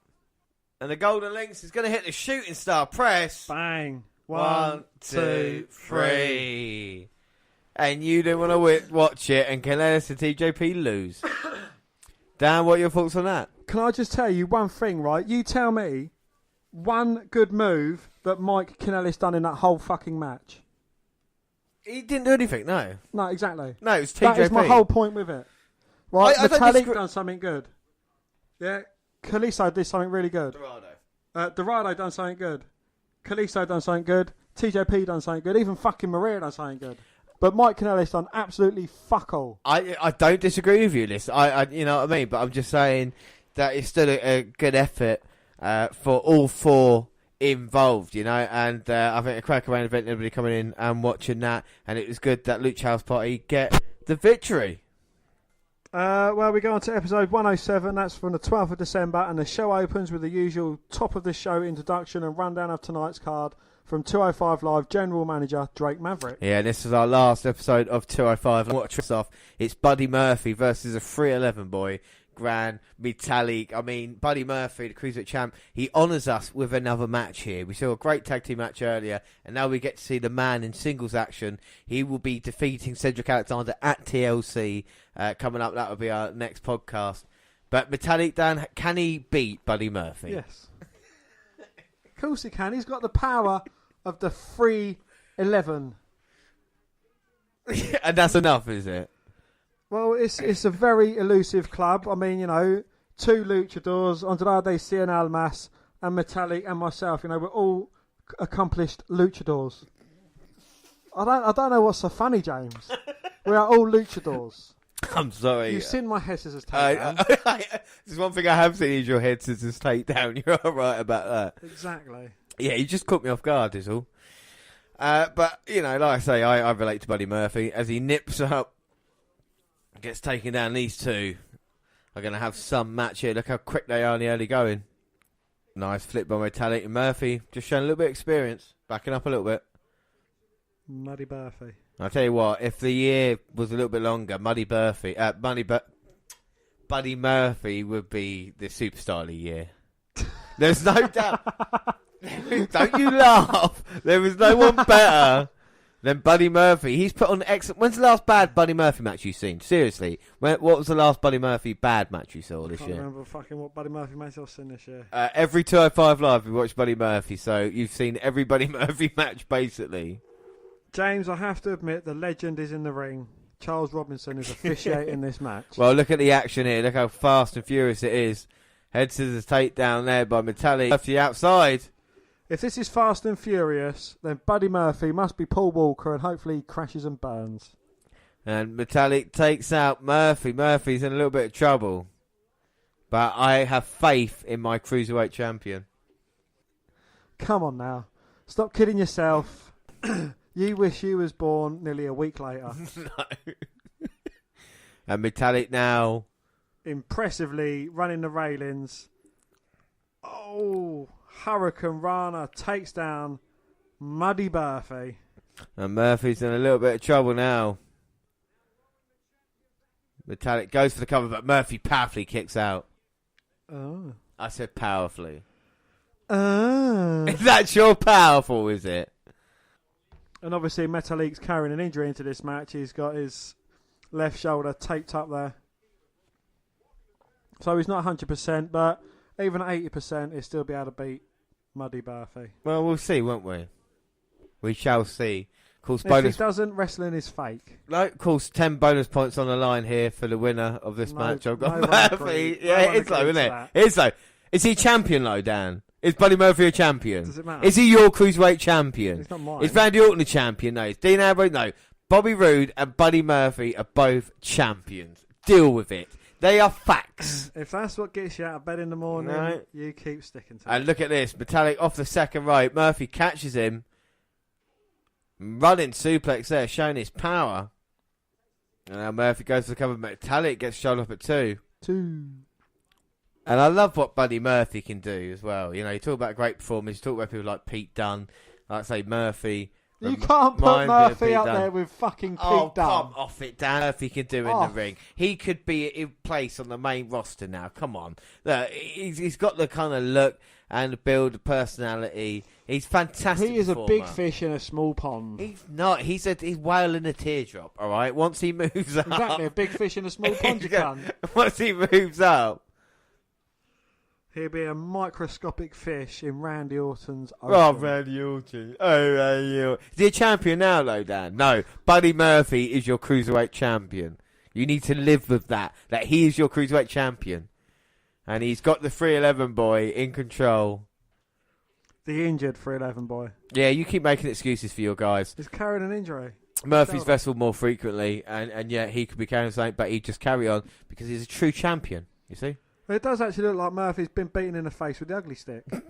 Well, repeatedly. Metallic headbutts Murphy and step up Insecurity. And now Metallic going to try and springboard in. Lovely crossbody. 1, 2, 3. Your new cruiserweight champion, right, the 311 boy. Right, there's a couple of things wrong with that. Metallic. First off, everybody, he didn't pin him. And secondly, the cruiserweight title's not on the line. Scared. Because he knows he's going to lose. And a beautiful lair. Springboard back elbow. By Metallic on Murphy. He's got him rocked a little bit. Oh, Metallic, though, running the ropes. Here's a drop kick. You see everybody in the crowd. 2, No, 3. no. Oh, stop, you can't. No, that's the second time he's beaten him. Come on, Robinson, pull your head out your ass, mate. Faster count. And you see the fans not making their way in. They're sitting down watching this action because it's your champion. Because it's it is the your man. 311 boy. No, because the man. Because it's Buddy Crown Murphy. Metallic. Murphy is the future of the 205 Live division. He's on a bit of trouble at the moment, but gets off his shoulders. Blocks that. Lovely kick to the midsection. And then stomp knee. Oh, no. Metallic dodged it. Metallic. Metallic driver. No, Murphy knows to avoid it. Pushes Metallic off. And a knee to the face. Here comes Murphy again. Builds some momentum. Metallic driver. Bang! Oh, no! 1, 2, 3. Yes! He kicked James out. Is celebrating. He kicked out. I said he kicked out. Oh. No, he didn't. Slow count, Charles Robinson. Get your head out your ass, man. Dan has used the same joke 3 times in this match. Just see if he uses it again. See if this gets older. Oh, he hit for 6 there, Dan. As Metallic looking to go up. Is he going to look to put away the Cruiserweight champion? I don't think so. I've used it 6 times in one match. James has used it 1,000,000 times over the whole year. Yeah, exactly. So I'm just getting my way back into it. You get an extra bonus point for every time you use it. Yeah, exactly. I'm 10 points up. I'm 10 points clear. Oh, and Buddy Murphy went to the outside. It was quite clever by him. Disqualify him, Charles. Led Metallic to the outside. He's using foreign objects. Hit him against the announce table. Now backbreaker on the apron. And where's Murphy going now? Up to the top. Here he comes. Oh my God. Huge knees to the face. 2. Oh, but Metallic managed to get the shoulder up at 2. What did you say? 2. Managing to get the shoulder up at 2. Well, I had a 50, didn't I? And you was wrong. Like you are on all your predictions this year. Oh, no. But is he a champion, though? That has nothing to do with it. 2. Metallic has hair coming out of his eye hole. Yeah, and you have an eye hole coming out your hair. That's the nice thing to say about Grand Metallic. 1, 2, 3. Yes! Right. That is it. Yes! Oh, he did it again! Oh, wow. And now you're going to use it? No. Wait a minute. He didn't get the pinfall there, everybody. Metallic kick. Come on. Moonsault. Feet up by Murphy. Feet up, Mother Brown. Genius. Picks him up there. Powerbomb. Sit out. Goes for the cover. 1, 2, 3. Oh, fucking hell. Metallic managing to kick out. Oh. That's the 311 spirit we got. Well, that's close as we've come today to have a 3 count, even though apparently Metallic's won 4 times now. 5. Look at Murphy smirking. No, James, he's just that goddamn fucking ugly. You don't know whether he's smirking, crying, laughing, sneezing, or having a shit. Well, how come he's with Alexa Bliss then, if he's ugly? Because he must have a big dong. Well, I tell you what, if Alexa Bliss goes for ugly people, if she does dump him, you might be in with a chance. Yeah. We've already used the ugly joke. I'm going to use it again. You used that 5 fucking times. I'm going to use that more than once. And Metallic now, this could be trouble for him. Knockout knee. Metallic out 311 boy is on his knees in front of Buddy Murphy. Much like Alexa Bliss. And now Murphy's Law. No! Oh, rolls it through. 1, 2, 3. Yes! Oh, bang! Job done. Murphy's Law. 1, 2. Oh, and a kick out from Metallic. He's in the match. Well done, Metallic. Keeping in it, boy. And the match rolls on. So Murphy's Law rolls through. No, Dan. That is not. He didn't get him. Murphy's still in this. Metallic now goes second right springboard. Caught by Buddy Murphy. Murphy's Law goes for the cover. 1, 2, 3. Buddy Murphy wins. Beats the 311 boy. I tell you what a match between these two men. Look at the crowd on their feet. Everybody is explaining. They're so happy about this. Murphy gets better week in, week out here, but tremendous effort for Metallic. Dan, anything positive you want to add to that match? Graham Metallic was brilliant, wasn't he? And so was Buddy Murphy. You're right about that. You're Cruiserweight champion, Dan. You're Cruiserweight champion. You're Cruiserweight champion. We get a recap of last week's match between Brian Kendrick and Drew Gulak and go backstage with Kendrick and Akira Tozawa. Tozawa fixes Brian's jacket and Maverick rolls up to inform them that their tag team match next week will be a street fight. He wants to get their reaction and a stone face, so he explains that they had a street fight in 2017. Kendrick says he's changed, and when he come back, he manipulated people because he was desperate to keep his dream, and no Akira here. In a way, he has to thank Gulak and Gallagher for beating that into him, and to prove that he has to lift the division up. He's going to prove that in this street fight. Tozawa agrees that he's changed man, but the problem is he looks the same. But don't worry, he has an idea. They walk off, but Akira comes back and tells Drake he's fired because he lost the tag titles. Maverick points out the inaccuracy of that, and that ends. He did lose the tag team title. He did lose that. I don't know what's that. Cut that bit, Jones. Or Drew Gulak and Jack Gallagher get a promo where they talk about how Kendrick's been fired twice already, and they can take things as far as they want in a street fight, and it'll all be legal. You nailed that bit there. Don't just delete that, James. We get a recap of Davari's match from last week and his interview backstage. He says wrestling used to be simple. Find men and battle until one was left standing. It was never meant to be flashy or pretty, but no, all anyone cares about is dressing up like superheroes or retweeting compliments. He's been out 7 months with an injured neck and he's back to change that. Hideo Itami rolls up. He says he saw Davari's match last week and he did a good job. He offers a handshake. Arai accepts and Itami leaves. Davari says he's one of the last true men around here. Someone worth respect. And we go on to the main event. And it's Cedric Alexander versus Tony Nese, and there's been real back and forth action throughout this match. It really has. Nese been keeping a bit of control with the sleep holds recently. He's just thrown Cedric on the apron, but Cedric responded with a boot. About 5 minutes, been caught in a submission by Tony Nese. We saw Murphy impressive earlier. Alexander went to springboard in. Nese went for the uppercut, but Alexander had scouted.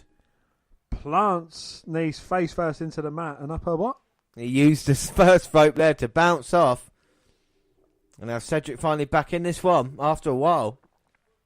And what a match it will be at TLC between Murphy and Alexander. But if Tony Nese could get a victory here through his mate, then he will be next in line after this. There's no doubt about that. Can Cedric get rid of the bogeyman at the moment in Tony Nese, the guy that can't seem to get by? Alexander goes down low, takes him out. And now Alexander on the apron, running up, kicking Nese in the face. Springboards his way in, takes out Nese, goes for a cover, Oh, but Nice managing to kick out. Well, Nice for a kick to the midsection knees. And then the kicks to the face. Goes for the bottom kick. But Alexander jumps. Hits one of his own. Goes for the cover. But Nice managing to kick out. And looked like Alexander was trying that lumbar check. Nice holding on to that second rope. And then picked him up. Gut buster. Goes for the cover. But Cedric again out at 2. 2. Alexander pushed him away. But so does Nice. And a huge forearm. Oh my God. Running elbow. Turns Alexander inside out. Goes for the cover. But the last second Alexander managing to kick out. And now Nice looking at Cedric, slapping away.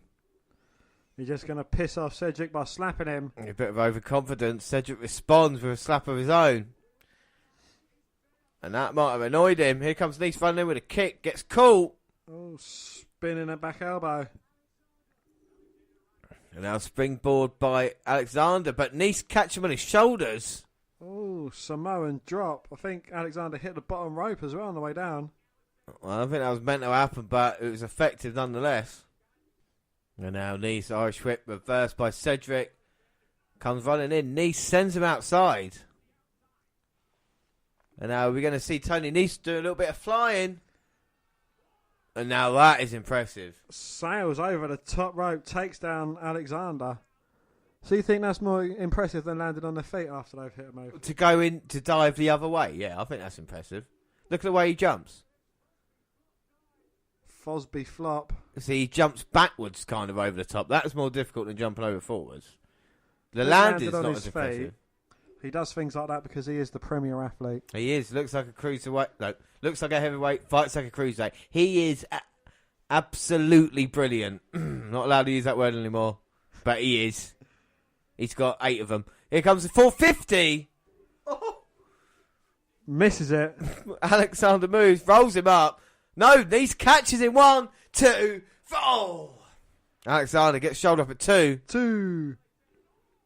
And then slam, pin, goes for the cover, but Nice gets shoulder up at 2. 2. 2 quick pinfalls for either man then. This is awesome. Fight forever. British wrestling. Oh, Cedric Alexander. Woo! Yeah. Alexander now going to go. Lumbar check, Nice holding on. Drop into a knee. East. And now forearm shot to the back. Oh, kick by Cedric. And now lumbar check attempt again. No, Nice backs out. Surprises Cedric. Oh. Only a 2 count. 2. Handspring kick by Cedric. Knocks Nice down. Picks him up. Lumbar check hits this time. 1, 2, 3. Jobs are good and Cedric pins Tony Nice there. Dan, what are your thoughts on this match? That was a good match. Brilliant back and forth between the two guys. There's no reason why Tony Nice shouldn't be going for the title very soon in the future. Yeah, I think you can see that most definitely after Cedric or, Ali maybe take a step back. Nice can move forward. A little bit of feud with Buddy Murphy or someone else like that. And there's a lot of opportunity here. Only 3 episodes of this week, or this month's 205 Live. We'll bring you 5 next month. But I don't think 205 Live's been too bad. But it's just not, again, it's not been like there's been a couple of great matches with Buddy Murphy involved, let's not forget. But there's not been anything kind of like real standout. It's just slow build, isn't it? We know there's a match now at TLC. But apart from that, there's been nothing really great. What have you thought of this month's 205 Live? They need something for the mid-card. You've got the upper cards, the upper card 4, I'll have to say. Even though Tony Nice doesn't really get many opportunities, you can still say he's in like the upper 4 group. The mid card, they just don't get enough opportunities. There's nothing for them to go for. They've got a couple of personal rivalries, but they don't really mean too much. Yeah. And again, the problem that's the same throughout the whole of WWE is people are flip-flopping.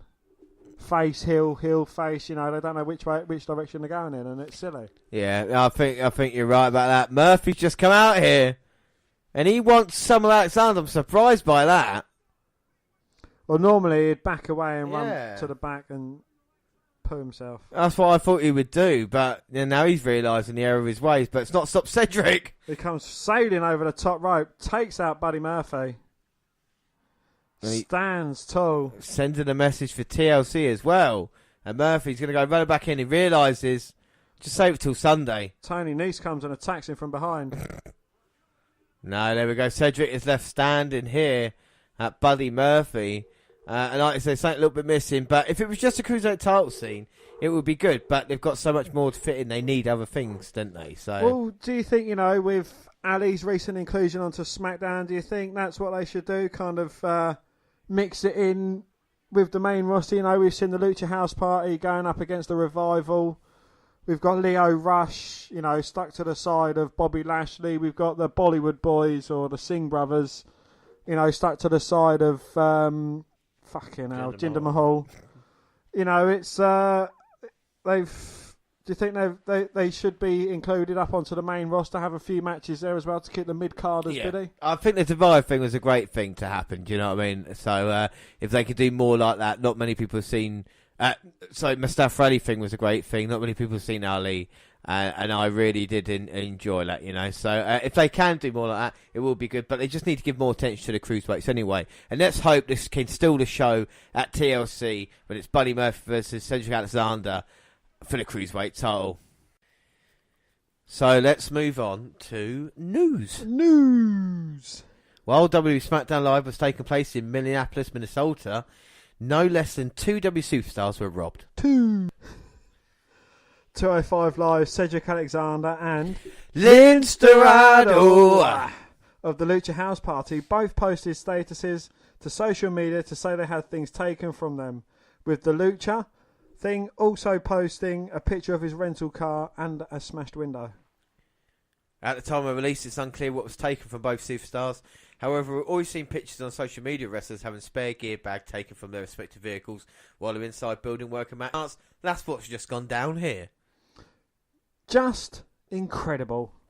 Former WWE and ECW wrestler Justin Credible was reportedly arrested Tuesday on multiple charges. According to Ryan Satin of Pro Wrestling Sheet, Credible was charged with a misdemeanor assault, violating a protection order and breach of peace. Satin noted that Credible, real name Peter Joseph Palaco, was charged with at least 3 violations of a protection order, likely because he lives with his family and many of his family members have orders for protection against him. An incident occurs.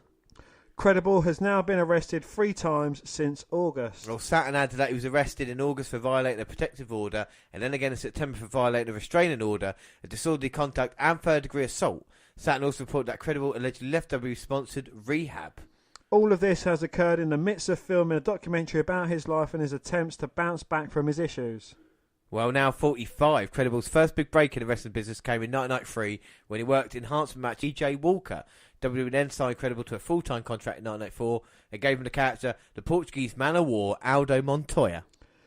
He worked low on the card for a few years with that gimmick before signing with ECW in 97, truly taken off under the Just Incredible moniker.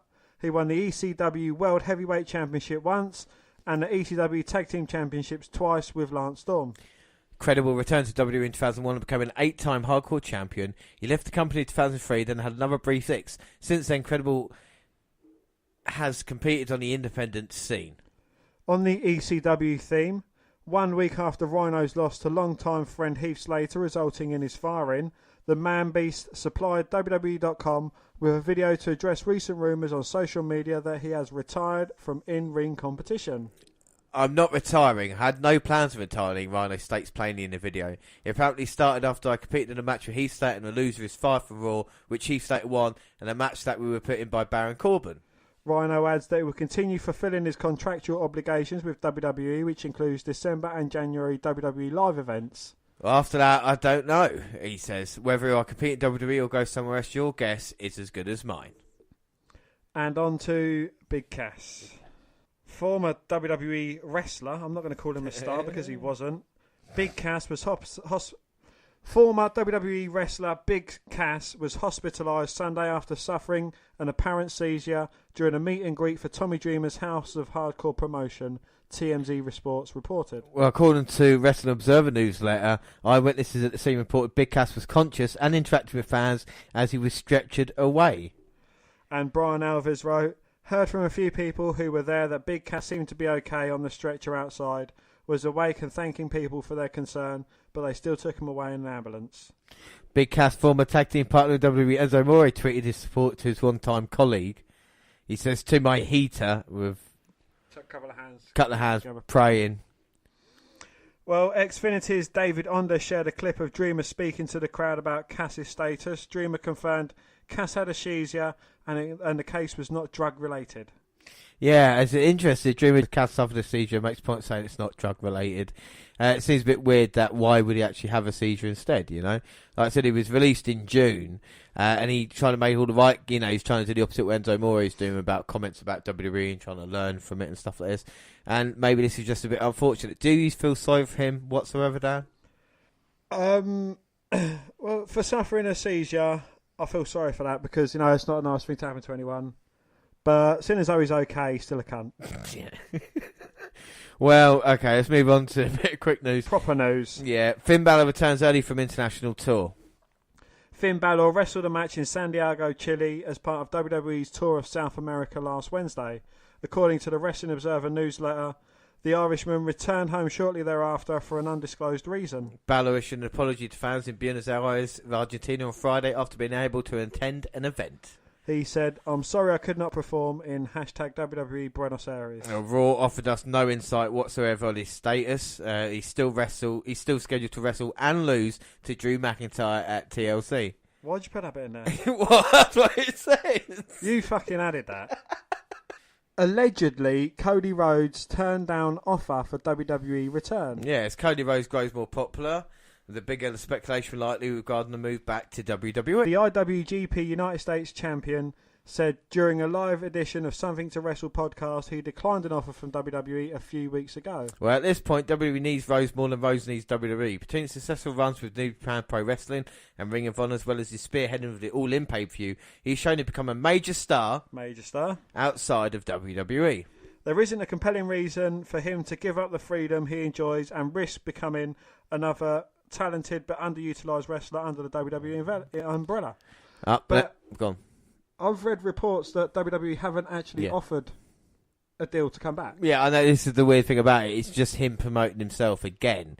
It's like, you know, he's saying he got offered it. He's just trying to make this kind of better. He probably knows what he's doing already, but he's just stringing everybody along. He's meant to be facing Jay Lethal for the Ring of Honor World title as well at the final battle happening in December. So if he was to win that, and he's not contracted to Ring of Honor, he would say, well, what's going on there? Is about the All-In promotion? Would he go back to WWE? It's weird that an independent wrestler has so many options in Cody Rhodes, and we still don't really know the truth either. Do you know what I mean? So I think that's still good for the business in that way.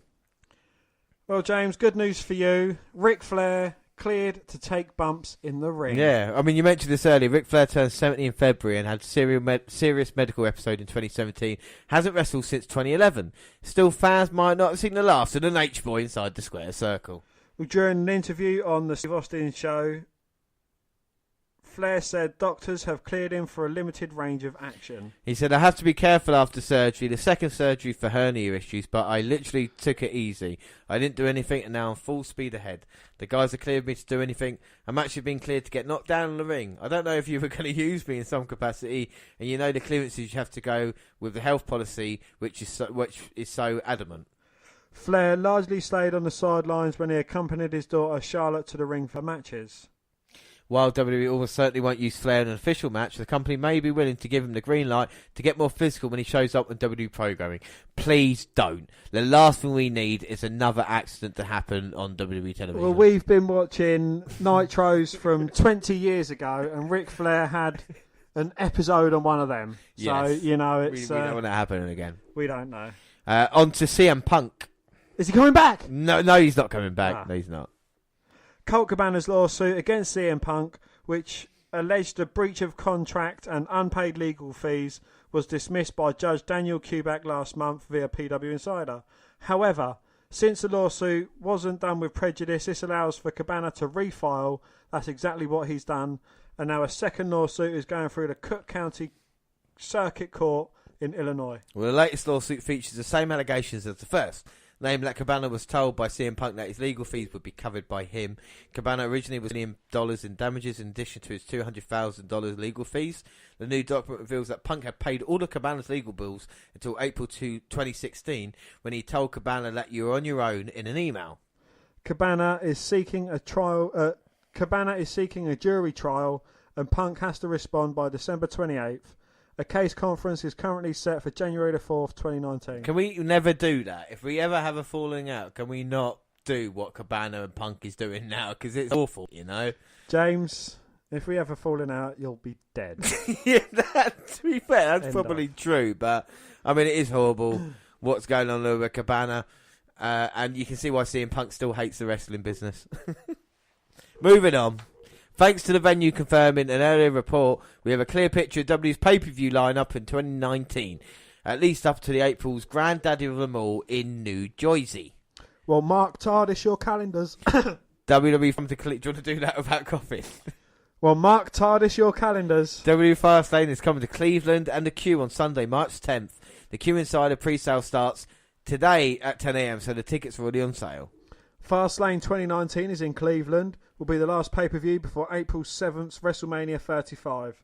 Here's a schedule for main roster shows in the first quarter of 2019. So we've got the WWE Royal Rumble, January 27th at Chase Field in Phoenix, Arizona.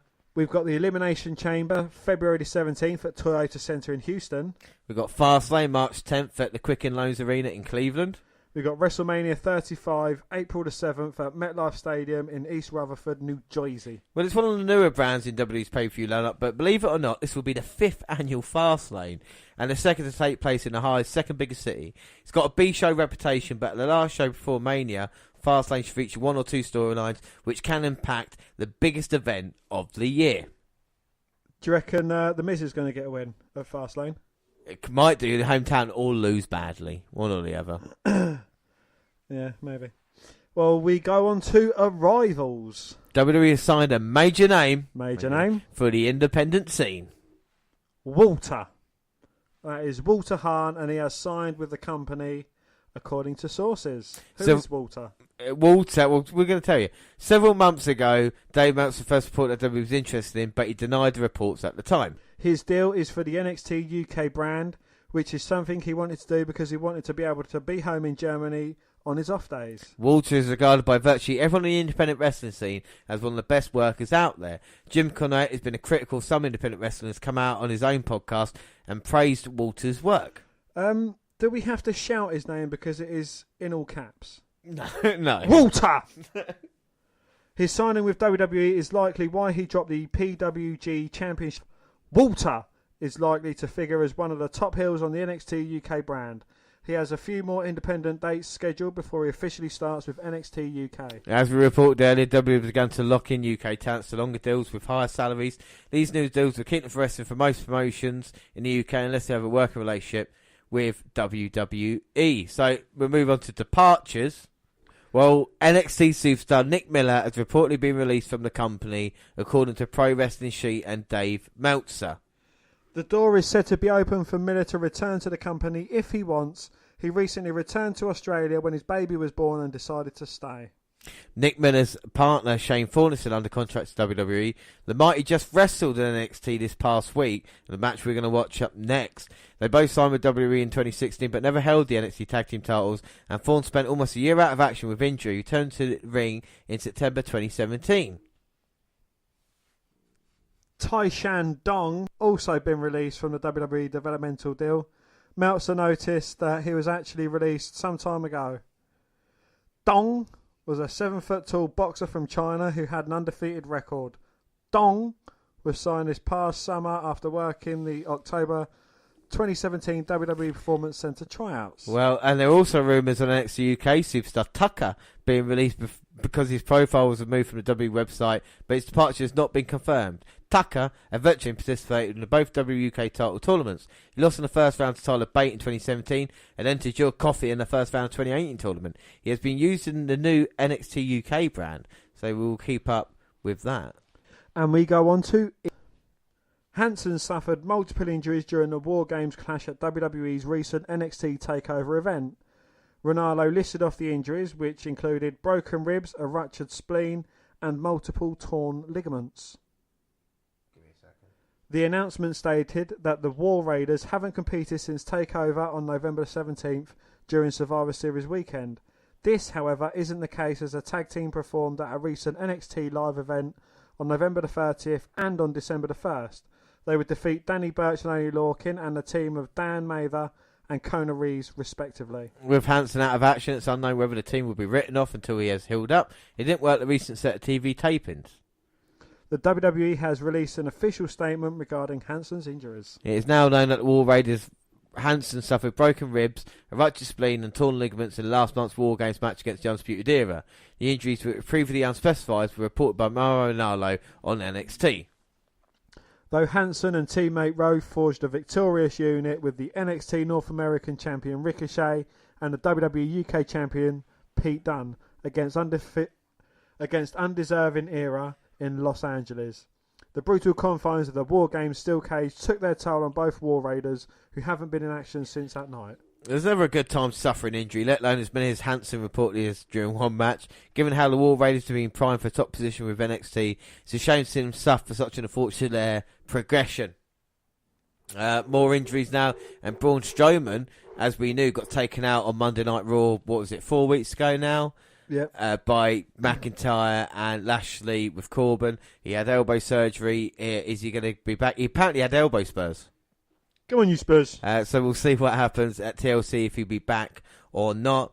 Becky Lynch, of course, was knocked out, but Nia Jax, she is cleared, going to compete. Apparently she blacked out straight after the which is pretty bad, but hopefully she can be back and take it. It's weird, isn't it? Like, you go, okay, Lynch, you're ready and fit. Right, you're going to a TLC match. Then, like one of the most brutal matches that you can get, but I suppose it's WWE. Oh, yeah, well, Daniel Bryan made his return, and he pretty much went coast to coast in a fucking greatest Royal Rumble match. So. Can you do 76 minutes? That's great. Right, go and do this here. Well, there's also reports of Alexa Bliss as well. Apparently, her condition has worsened, and she's been forgetting things, but she actually took to Twitter and DM'd me personally, along with a few pictures which I will not disclose. Yeah, I'll show you later, James. Yeah, thank you. But she said them rumours are false and she hasn't been forgetting things. No, there's been flu going around the WWE at the moment, so there's a few people like Finn Balor we mentioned and others like that. But hopefully, it's weird TLC events, the people seem to get ill before them, you know what I mean? Like, it just happens. But also, WWE star Dakota Kai could be set for a spell on the sidelines after appearing to injure herself. The 30-year-old looked to suffer the blow at the NXT live event in Green Bay, Wisconsin on Friday. Kai was competing in a 6-woman tag team match alongside Kairi Sane and Candice LeRae against NXT Women's Champion Shayna Baszler, Jasmine Duke and Marina Shafir. Well, I'm not surprised, going against such green wrestlers as them, but Cherie Crowley was in the ring throwing strikes when the incident happened. She dropped to the floor for what looked like to be an injury to her knee.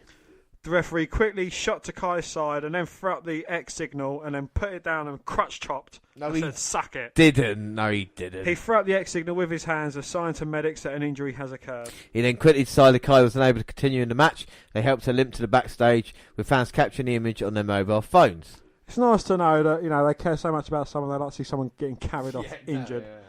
The bout continued as a regular tag match, but fans are now waiting for further details as to the damage she suffered.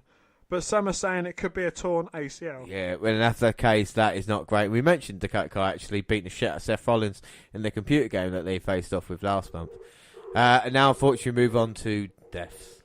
Larry the Axe Hennig, the father of the late Kurt Hennig, Mr. Perfect, and grandfather of WWE superstar Curtis Axel, passed away today at the age of 82. The news was announced on the Post and Courier's. The news was announced by the Post and Courier's Mike Mooniam. Hennig made his professional wrestling debut in 1956 and worked for the American Wrestling Association starting from the early 1960s. He is best known for his tag team work with Harley Race, a tag team that won the AWA World Tag Team titles on multiple occasions. Larry also teamed with his son Kurt, and before his retirement in 1985, the father and son duo won a Pacific Northwest Tag Team Championship. Hennig was married to Irene and had the two. I can never get through it. Hennig was married to Irene and the two had 5 children together. The WWE released a statement. WWE saddened to learn that legendary superstar and Hennig family member, the patriarch Larry the Axe Hennig, passed away today at aged 82 years old following a long illness and kidney failure. A 5-time tag team champion in the AWA, Hennig entered the sports entertainment world under the tutelage of Vern Gagne and crossed paths with some of the most illustrious performers of all time. Most famously, Hennig was among Bruno Sammartino's challengers for the WWE World Heavyweight Championship in the hallowed halls of Madison Square Garden. Though his own career was cut short due to injury, Hennig's legacy spanned another 2 generations thanks to his son, the late WWE Hall of Famer Mr. Perfect, and grandson, former Intercontinental and Tag Team Champion Curtis Axel. WWE extends its condolences to Hennig's family, friends, and fans. And it's what's even more heartbreaking than that is the fact that he outlived his own son by about 16, 17 years, which you kind of never really want to do. And it's a damn shame now. Curtis Axel, I bet he's suffering now. He's lost his granddad, and of course, the father and everything like that. But let's move on to NXT update. So here we go. It's the crown jewel of the WNR podcast, Dan. It's NXT update. And when does NXT update start? Now!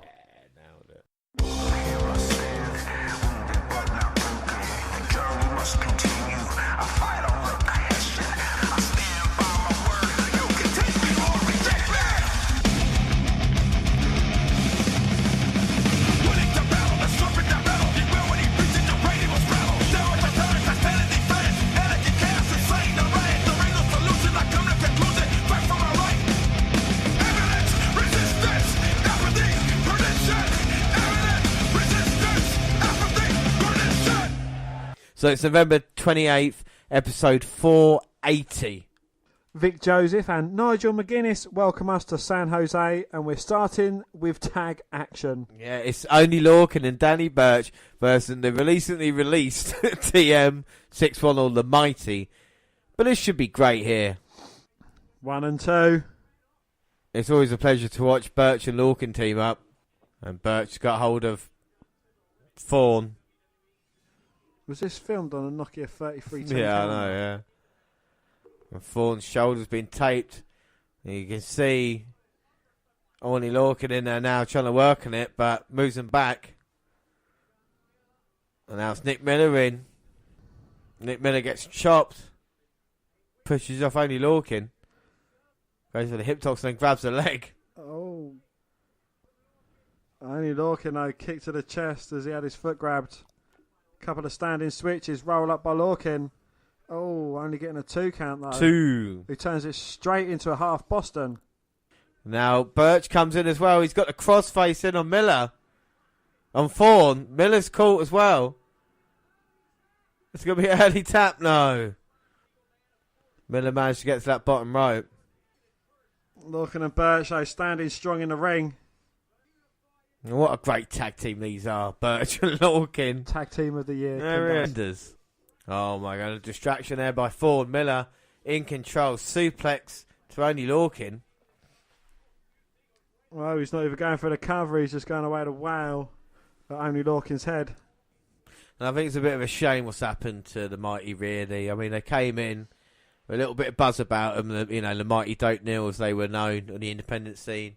Came in, was involved in the Dusty Classic. Didn't really work out for him. And then, like I said, a big, long injury doesn't really help anybody. We saw it with Itami. We've seen it with a few people just at the wrong time and then having to come back trying to fit on. They've turned heels, but they've always kind of on the losing end, aren't they? People like Heavy Machinery, they've faced sort of Street Profits, who then themselves has gone quite quiet in the tag team scene. I know we've got the Undisputed Era, of course, War Raiders, but if the War Raiders are out, who is next to fill that gap? Heavy Machinery. You think Heavy Machinery deserves the next step up now? I think Heavy Machinery are brilliant. Let's see if Heavy Machinery could do it. I would love to see Lorcan and Burch get another attempt. Yeah. Obviously. But it's a shame the Mighty don't work out, but the opportunity is still there for them to come back if they want. I think WWE needs to look at the tag team division in 2019, and I think that's something that kind of needs to be fixed a little bit, especially on Raw, and especially on NXT as well, just to kind of thicken it out a little bit. Even on SmackDown, you can't rely on the Usos and New Day all the time, And the Bar. And the Bar. You can't rely on just those 3 teams. No, but that's all they've been doing. They've been just circling around all them 3 teams. But then, you're forgetting for a little while there, you had the Bludgeon Brothers as tag team champions. Yeah, Bludgeon Brothers about. I mean, Sanity have not been used. Why did they ever leave NXT if they never really had an opportunity? I mean, look how good they were last year in NXT. Now look what they're doing on the main roster. They can maybe flesh out NXT roster a little bit if they need to. We've seen Birch for NXT UK recently as well, so there's an opportunity there for him as well as a kind of veteran. Lorcan though gets rid of Thorne. Birch comes in and he's on fire, baby. He is. He's exploding everywhere. Couple of big clotheslines. Got Thorne. He tries to leapfrog but gets caught. Takes a leg out from underneath him. High back body drop. Nick Miller dropped down there. And Birch head of steam. Splash in the corner. Kick to the head. Throws in Birch on the second rope. Oh. Bang. Beautiful drop kick. Turned him inside out. Nips up to his feet. And you're saying he's a veteran. He's still in fucking tip-top condition. Honestly, he is, yeah. 1 and 2. And they're going to put him away, but no, here comes Miller to stop it. Throws Lorcan into Birch. Takes Birch out of the ring. And now it's Thorne and Lorcan left. I don't think Lorcan can see that well. Oh, an uppercut, send him into the corner and then running into another one. Upper what? Oh, and only Lorcan responds with an uppercut. And if anybody can hit an uppercut, it's Lorcan. Oh! Comes in again low. Looks like Shane Thorne was ready with a dropkick. Huge only chance. It goes behind. Oh my goodness. What an impressive back suplex that was then. Now he sends Nick Miller down. Lorcan's going to go flying. No, he's not, surely. Don't call me Shirley. Oh! Sails over the top rope. Takes out both members of the Mighty. That crazy bastard. Putting it all on the line here. Huge NXT chance. Birch gets tagged in. Birch has got Thorne up on his shoulders, but he manages to move out of the way. Backslide and gets thrown into the person on the top. Didn't we see that? I know, yeah. And Birch gets sent into Lorcan. And now the Mighty have got hold of only Lorcan. Danny Birch is up though. Oh, Lorcan thrown into Birch. And they're calling for the end here.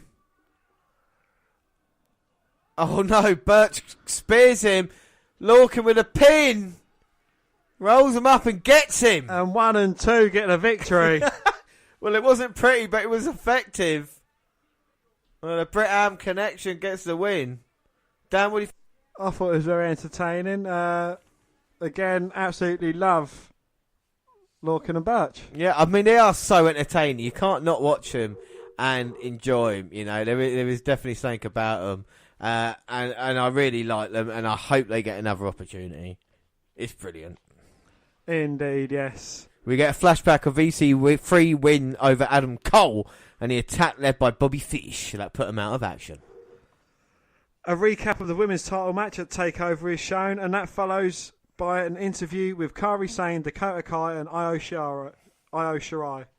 Sane says that she accepts the referee's decision even though her shoulder was up on the third fall, but she's not done with Shayna. Kai says she doesn't like seeing the horsewomen using their numbers advantage and she'd always stand up to that. Finally, Shirai says that Kairi is her best friend and she stands with her. They want all three, Baszler and Jessica and Mary. So we move on. So next match is EC3 versus Marcel Barthel. Well, after Marcel's disciplined entrance, he's German, don't you know? They lock up when EC3 gets the better of that. Marcel refuses, shouting 9. Nigel informs us that it's German for no. Carter mocks him a bit and eventually pays for it. So he's German, Dan. And yeah, we've seen German wrestlers before. We've seen Barthel before. It's quite impressive. Not as impressive as one man that comes to mind, James. He's right. EC3. He is so impressive. ECNXT. And I'm glad that you're now getting on the kind of the bandwagon of Ethan Carter III, because I still think he's going to have a great future in WWE. Yeah, it's been a bit of a slow 2018, but if he can beat Big Marcel here, then I think he can get the job done. And Marcel just kicked EC3 in the head, and that wasn't meant to happen. Well, EC3 was out wrestling Marcel. What, with a side headlock? Well, he was though, wasn't he? And now EC3 caught the second rope. Marcel sent off. James, is he North American champion now? And Marcel there on the second, very happy about what he's done. I'm not happy about him, isn't it? In the USA chant, EC3 South American champion on there. EC3 goes for a hip toss, but Marcel picks him up, hits the air raid crash, goes for the cover. Oh, but EC3 managed to kick out. And now Marcel, and you're right, Dan, EC3 has been really impressive in this one, trying to fight back now against Marcel. Pushing him away, into that second turnbuckle. Punch, and now here comes EC3, going to make him pay. Huge rights and lefts. Irish whip, big back elbow. Slams him down. EC3. EC3, elbow drop. And now picks him up. Bang! Top 1%, goes for the cover. Gets the job done. Easy by Mr. EC3. And what a great match that was. I really enjoyed it. EC3 showing the potential that he's got to become a major star in WWE. Well, Mr. 3 gets the mic and calls out Bobby Fish. He tried to end him, but he succeeded. This doesn't involve Undisputed Era. He's coming for Fish's head, his knees, and everything in between because he's a little vindictive. He's undisputed in the top 1% of the industry. He is EC3. And Dominic Jakovic, formerly known as Donovan Diak, gets a teaser vid. The media tried to get word with Candice LeRae as she enters the Performance Centre, ask about a new attitude, and if a result, what's going on with her husband. The black-clad Mrs. Wrestling doesn't answer. And we get Mia Yim going against Vanessa Bourne. Mia offers her hand at the start, which Bourne accepts, but she uses a movement to slap Mia in the face. Vanessa tries to run, but Mia quickly takes her down and survives a counter from Bourne to stay in control, until Vanessa grabs the ring skirt in and uses distraction for a cheap shot. She delivers a Bronco Buster to Mia's back and locks her legs and gets a near fall off a twisting suplex. Yim transitions out of a rest hold into an armbar, but Bourne makes it to the ropes. Vanessa puts her opponent on the turnbuckle, but that backfires and she gets stuck in a tarantula. A kick, a couple of drop kicks, and Mia's version of Eat Defeat ends it. Yeah, Soul Food gets the job done. We learn that War Raiders were banged up at War Games, like we just said. We get a shot of Hanson in the trainer's room at the Performance Centre. The champ cuts a selfie shot promo from one of his dusty corners of wherever. He told us when he left he would come back the most dangerous man in NXT, and he did. When he returns next week, he wants the entire universe to do one thing: follow his lead. So up next, it's the main event. It's Lars Sullivan going against Keith Lee. This should be a good one. We saw the two big men on our last NXT update getting each... Oh, no, sorry, I'm lying to you. We saw the two big men getting each other's faces the episode after NXT TakeOver, and now these two behemoths are going to go off. Who are you fancying in this match? Is it Keith Lee or Lars Sullivan? I'm going to go for the Freak. I've seen nothing from Keith Lee that impresses me. I have no idea why he's so over. I just don't see anything in him. Well, we'll see if he can impress us here, moving up to the main roster. And if we're going to need a monster in NXT, will Keith Lee be the man to replace him? We just don't know, but this should be a good heavy-hitting battle. Something we don't see a lot of in NXT. They should have kept that 7-foot dong. They should have kept, but he had a seizure. No, not Big Cass. Oh, I mean that wrestler. You said 7-foot dong. I don't know. If you said that 5 foot, if you said that 5'2" piece of shit, I would. It's so boring. So yeah, we're going to see the two monsters of NXT going at it, and as the smoke clears and the dust settles here, who will be the last man standing? Lars Sullivan knows his future's not in NXT, but can he make a huge statement before he leaves? So what are your thoughts on Keith Lee? Are you basking in his I don't really get it. It's not just because of his body type or look or anything. I've not seen enough of Keith Lee to kind of whet my appetite, you know. So I'll see if he can impress me in this match as he gets pushed by Lars Sullivan. Looks like he's not backing down, pushes back. Oh my God, now running at it like two Mack trucks. They're getting into each other's faces, and here comes Lars Sullivan. Pushes Keith back, and both men stalwarting. Oh my God. Lee looks to jump, but gets caught by Sullivan and shoved into the corner. And now huge clubbing blow to the back after the shoulder thrust in the corner. Pushing him back into the corner. Now grabbing onto his face and saying, "This is my yard long before it's yours." A word. And Keith Lee managing to power out of that. And big left hands and grabbing Lars Sullivan's face. I can't remember the last time I saw someone doing that. Oh, well. Keith Lee paid for that because Sullivan just ran right through him. almost collapsed a lung there on impact. Lars Sullivan seems to be smirking. Yes, James, he's got a smile on his face because he's going to eat Keith Lee for dinner. He is. You're going to pick him up now. No, Keith Lee managing to fall out behind. Dodges under. Oh! Crossbody, goes for the cover one. No. And that is it. A 1 count. And Lars Sullivan backing up the corner. Keith Lee, head of steam. Sullivan depositing him into the outside of the ring apron now. Oh my God! Keith Lee springboards back in, gets caught with a big boot. Over the top rope. And look, for a guy his size, that's still pretty impressive. Lars Sullivan throws it back in the corner. And a clubbing blow to the head. Oh, straight from Sullivan, follows up with a shoulder bars to the midsection. Now, but he's not going to try and throw Keith Lee. He's going to look to try and pick him up. And slam him. Just threw him about halfway across the ring.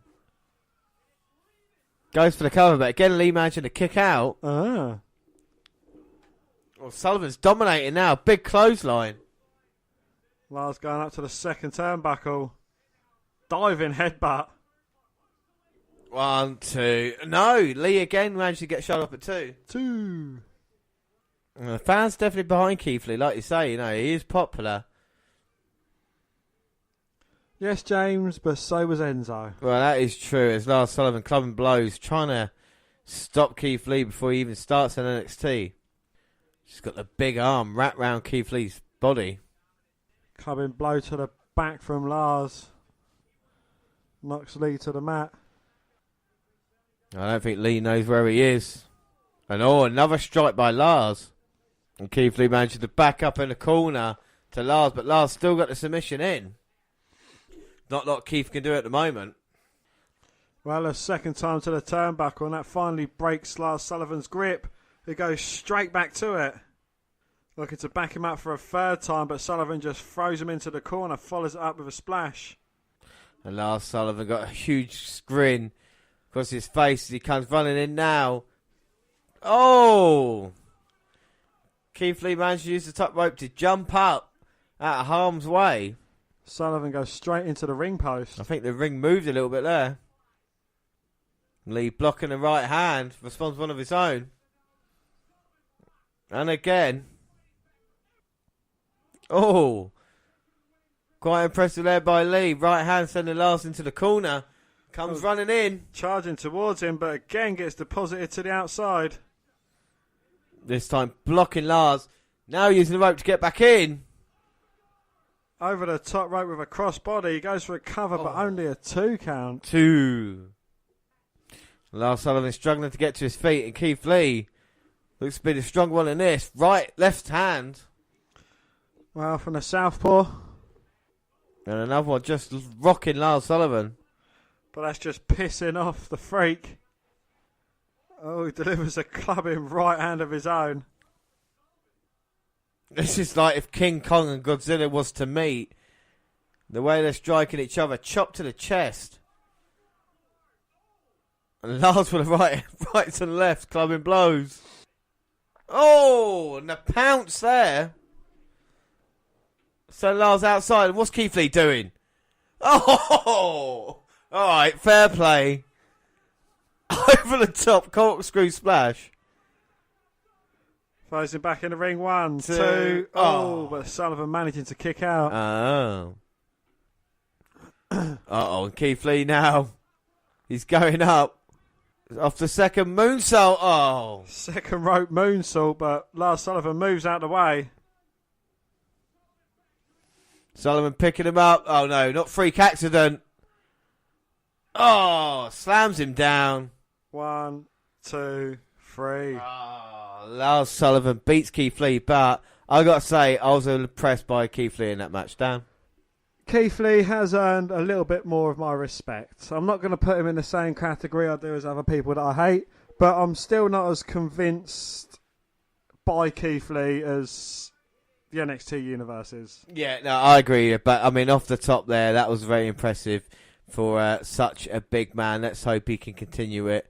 You know, down the road, like I say, Lars Sullivan gets the victory and moving on to bigger and better things. Move on to our next episode. No, we don't. Yes, we do.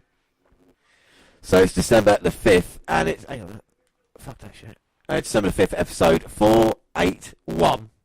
Yes, and the opening theme plays with a crawl about the death of Dynamite Kid. Mauro Ranallo, Nigel McGuinness and Percy Watson welcome us to Full Sail by hyping the champ's appearance later. But we start with... And talking about wrestlers that you hate, Matt Riddle, is he up on that list of people you fucking hate now, Dan? He is up on there, yes. He is an irritating cunt. You've got to stop hating, man. It's going to come back to bite you on the arse, you know. Oh, look at him, look. Coming down wearing that stupid fucking thing, looking like he's staying out of his fucking box, wearing cunting fucking flip-flops, thinking he's some sort of fucking double R bastard when he just looks like a cunt. King of bros, bro, stick my little finger and my thumb up because I'm a fucking Samoan. Fuck off, you fucking melt. Well, he's going against Punishment Martinez. The 6'6" Martinez just finished up with Ring of Honor in September. As a word of his new contract with WWE hit simultaneously, he was introduced as part of the new Performance Center class a few weeks later, along with old training and tag partner Matt Riddle. It was that old friend who Punishment debuted against, but why was he treated lesser then? Well, let's see what happens here, as it's Riddle versus Martinez. So you're impressed by the look of Punishment Martinez then? Yes, indeed. He's certainly someone I could get behind. He looks like an evil bastard, a bit of a watered down Aleister Black. Yeah, I know, yeah, well, Puerto Rican heritage was in Ring of Honor, see if he could do well here tonight. Well, he's in his debut match. There's a lot of hype building around him, so hopefully he can go over this fucking complete knob jockey. Well, both men at the Performance Center at the same time. Put some shoes on, you twat. Matt Riddle there staring at Martinez. And it won't be the first time they faced off. Stupid fucking mushroom tattoo on his fucking left-hand side, cunt. We get a dueling chance as well. Let's go Riddle, Punishment. And Collar and elbow top to start. Punishment backs up Riddle, but not for long. And they're jostling about into the corners. Riddle managing to switch. Of course, he's got MMA training. And Martinez pushed him back. Riddle telling him to bring it on. Riddle just too quick for Martinez at the moment. Jumps on the back. He's got the sleeper in. Oh. And Martinez rolls back. Right, and Riddle breaks it, but not for long. Martinez rolls through again. Big right hand, though. Spins the jaw of Riddle. Well, that was huge. Now back to the corner. Martinez comes in. Riddle moves again. And now the kick's right to the chest. And a huge forearm to the face. Gonna build some momentum again. Oh. A spinning kick to the jaw, though. Sends Riddle down. 1, 2. Oh, no. Martinez can't get Riddle down. Imagine the kick out. Riddle comes running in. Hits big back up. Martinez comes running and hits an elbow. Then a couple of big right hands. Did you just hear that? His father defeated Chuck Norris. No, he Martinez. didn't. His father is a liar. Martinez's father beat Chuck Norris in the 70s, Dan. No, he's a liar. But you love Chuck Norris. Yeah, and Martinez's father is a liar. Well, Martinez just slapped down Riddle. He probably beat someone that looks like Chuck Norris. Riddle now fighting back with punches and strikes. Goes for the overhand chop but gets blocked. Martinez got him with a choke. And Riddle with the kicks just won't stop. Goes for a clothesline. Martinez blocks. Goes for his own clothesline. Gets caught. Kick to the head by Riddle. And now just the strikes. And they're trying to get the arm. And he's got the Brian mission. Martinez is fighting. Oh my God. Clubbing blows. And Martinez taps. Riddle wins. Well, Martinez has been crossed off my list of people to get behind. Oh my goodness. Well, I can't believe that Riddle wins quite, well, I won't say easily. It was back and forth for only the 3 minutes that it lasted, I suppose. But shocking there for that. Dan, what are your thoughts on the match? Well, you know, you build up someone, bring them in, and then they get dropped by this fucking gimp. Yeah, I don't mind Riddle. I'm not saying that because you hate him, but the way he wrestles and that, yeah, it's annoying he's not going to wear any boots, but he's clubbing blows and his strikes and his strikes ain't too bad, but it's just his general persona that I can't fucking stand. Oh, yes, He's an irritating cunt. Yeah, he's got, like, you know, he's the kind of one of those surfer dudes, isn't he? Do you know what I mean? No, he's just an irritating bro. Well, I hate people associated with bros anyway, so, you know, it's one of those things. We move on, though, Dan. Yes, and we get a hype video for Ricochet transitions us into an earlier today interview with the media. The North American champ points out that he's yet to be pinned on a takeover. As to what's next, he plans to defend his title next week. He heads off to talk to General Manager William Regal about that.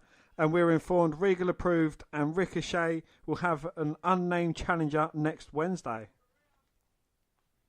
Ooh, heavy machinery, pumping weights, kick off a segment where Tucker Knight talks about what they've learned since the title shot against the AOP and how they'll be living clean and going for everyone who's been put in front of them. Their NXT careers won't be complete until they get the tag titles and they want a shot at the Undisputed Era. Shakes and weights, baby. Shakes and weights.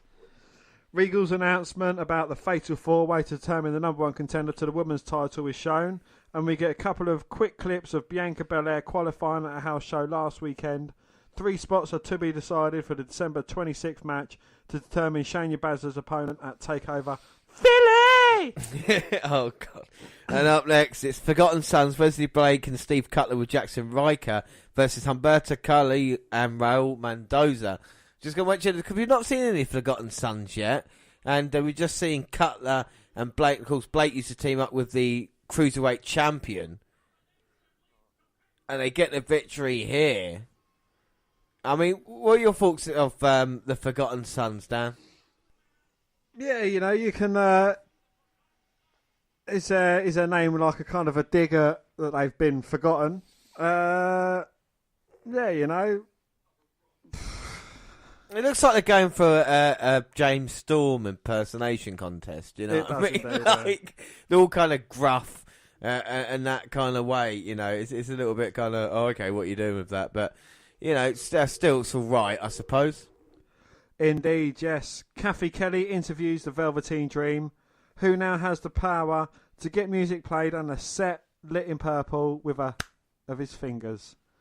Once he's done that, he answers Kelly's question about what's next for him. Everyone is talking about the Dream, even Triple H, so you could say he's won. As to what's next, he snaps his fingers and changes the set back to normal and says, leaving here. Oh my God, Velveteen Dream's just so awesome, isn't he? We get the Undisputed Era in, new, more secured spot. Adam Cole asks if they made sure the doors were locked. That covered Bobby Fish, addresses EC3's challenge from last week. He's mistaken, thinking Fish is just another guy.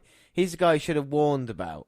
Roderick Strong wonders who's left for he and Kyle O'Reilly to face. Now they have injured War Raiders at War Games. They laughed off Street Profits and the Mighty. Then Kyle wonders about those construction workers, Heavy Machinery. He mocks their 6-month undefeated streak, and Cole does their closing gimmick. Mauro Ranallo gives us an update on the Raiders, telling us Hampson is recovering from broken ribs, a punctured spleen and torn ligaments he suffered during the War Games match 2 weeks ago. And now we get Shayna Baszler versus Dakota Kai, and of course these 2 out of the 6 women who have been feuding recently, haven't they? Ever since Kairi Sane got screwed out of the NXT Women's title at TakeOver, a decision I'm still upset about. Dakota Kai and, of course, Io Shirai came and helped her out. But here in this match, she's come out alone, Dakota Kai, and Marina Shafir and Jasmine Duke are in Baszler's corner. And Baszler there, after a easy start, just slammed Dakota Kai into the ring post. So would you say you've slightly cooled down on the Queen of Spades? I've got to say, right, I thought she could possibly be like the next Oscar in that way, and I've realised that she's too weak, you know? She won't be. I think, I got behind her. Not behind her, I thought she was saying that she was not. And I'm disappointed that the fact that she has to have Jasmine Duke and Marina Shafir in there, screwing over people like Kairi Sane, who deserve the title more than she does. I think I have, you know. I used to say she's the most dangerous woman in NXT. I don't think she is anymore. I think she's running scared, and I think she needs to get a comeuppance sooner rather than later. And I think someone like Dakota Kai, you know, I've grown so much more, you know, respect for her in the past couple of months, seeing the way she can perform. You know, I really want her to get an opportunity as well, along with Io Shirai, who I picked in the Mae Young Classic. So, most definitely, you know, I think with Baszler, it's getting to be the same thing over and over again. It's the kind of Brock Lesnar champion. Do you know what I mean? In that way, what do you think of Baszler? Well, that is a very long way. You was right. That is the longest way I've heard it, but I'm going to take it anyway. And yes, James, I was right. Fucking hell! You made it all about you, didn't you? Well, no. As I say, you know, I've made it no secret that I've not been the biggest fan of Shayna Baszler, and you know, your statement goes to prove it as well. It's if they was going to build her up, they should have built her up something similar to his version of what they're doing with Ronda Rousey, but they have made her look really weak, having to have not one but 2 women by her side to win a match and get a victory. Yeah. It's kind of like, you know, it's spoiled what is going to be made of the 4 horsewomen, basically. And this is the thing, they could have had Baszler just being the dominant champ and then always having Rousey having an eye on her, and that could always lead to a match down the road. Now, you know, Rousey's just going to easily beat anybody put in front of her, even if it's part of the 4 horsewomen in the MMA. You know, they look stupid anyway. And my other problem is they are green as anything. You know, they are starting out and they don't know shit. And unfortunately, we know about Dakota Kai's injury now happening in a match with these women involved. And like we said, it's probably not their fault, but it's the stuff like that is going to happen, you know. But it is good seeing Jessica. It is. Can we do a referee of the year? Jessica Carr. Yeah, be referee. Referee of the year should be Jessica Carr. No. No? Charles Robinson. But you could do that as a lifetime achievement. And Dakota Kai now back in the match. Kicking down Baszler. Double foot stomp. Kai's going to get this. 1, 2. Oh, fucking hell. Baszler managing to kick out. And now Baszler got the arm of Kai. Kai's climbing up, but Baszler still got part of her, now going up to climb. See, in my personal opinion, I still think Baszler's a bit green. And yeah, as is Ronda Rousey. I would agree with you. Kai's just knocked Baszler off. Oh, but Baszler responds with a kick. I think Baszler's further along than Ronda Rousey is. But again, I don't think she's all there. Oh my god. Gut wrench superplex there by Baszler. See, when Kairi Sane first come in, if she'd have continued that dominance throughout, then she'd have been an unstoppable force. Baszler's got hold of the arm of Kai. Kai kicking her though. See, Dakota Kai has actually come on a very long journey. You know, she did start off running scared from Shayna Baszler. Now she's going toe to toe with her, and she's even got the upper hand. Yeah, that's the whole thing about character development, though. It's to strengthen them. And Baszler rolls through, might have the Kirifuda clutch on. And if Kai can't get to the rope, there's no choice but to tap. And that's it is. See, and that's better, but they're not always treat Baszler like that. Do you know what I mean? Like, that's a dominant. That's her at her most dangerous. Yeah. Without the fact of Duke and Shafir getting involved. Well, maybe they should have done, because it makes Kai look a bit weak now after what they've done here. But obviously, Kai's the what's the word? She's the one who's going to get targeted, and it's going to be Shirai and Sane as a kind of two. Did more, but statement sent there. What do you think of the match, Dan? Anything? I was more impressed with Dakota Kai than I was Shayna Baszler. I think I got to say that as well. Anyway, move on. Yeah, Dominic Djakovic gets another promo vid, and we learn we'll get EC3 versus Bobby Fish and Ricochet versus a mystery opponent next week. NXT champ Tommaso Ciampa enters the arena with Goldie over his shoulder and a mic in his hand. He says, with another takeover in the books, he's again NXT's MVP. He's a man of his word. He ended the fairy tale, shattered the mystique, and turned a dream into a nightmare. Yet still we refuse to believe in him. He points at a few fans and then at Morrow, saying none of us believe in him, but mamma mia. There he stands, where he has said and done his title reign will go down as the greatest in NXT. Children will study him. He's 2018 and he's 2019 Sports Entertainer of the Year. And then Aleister Black's music plays. Black rises on stage and makes his way to the ring with a mic in hand. Ciampa holds the belt up in his face while the fans chant for Aleister.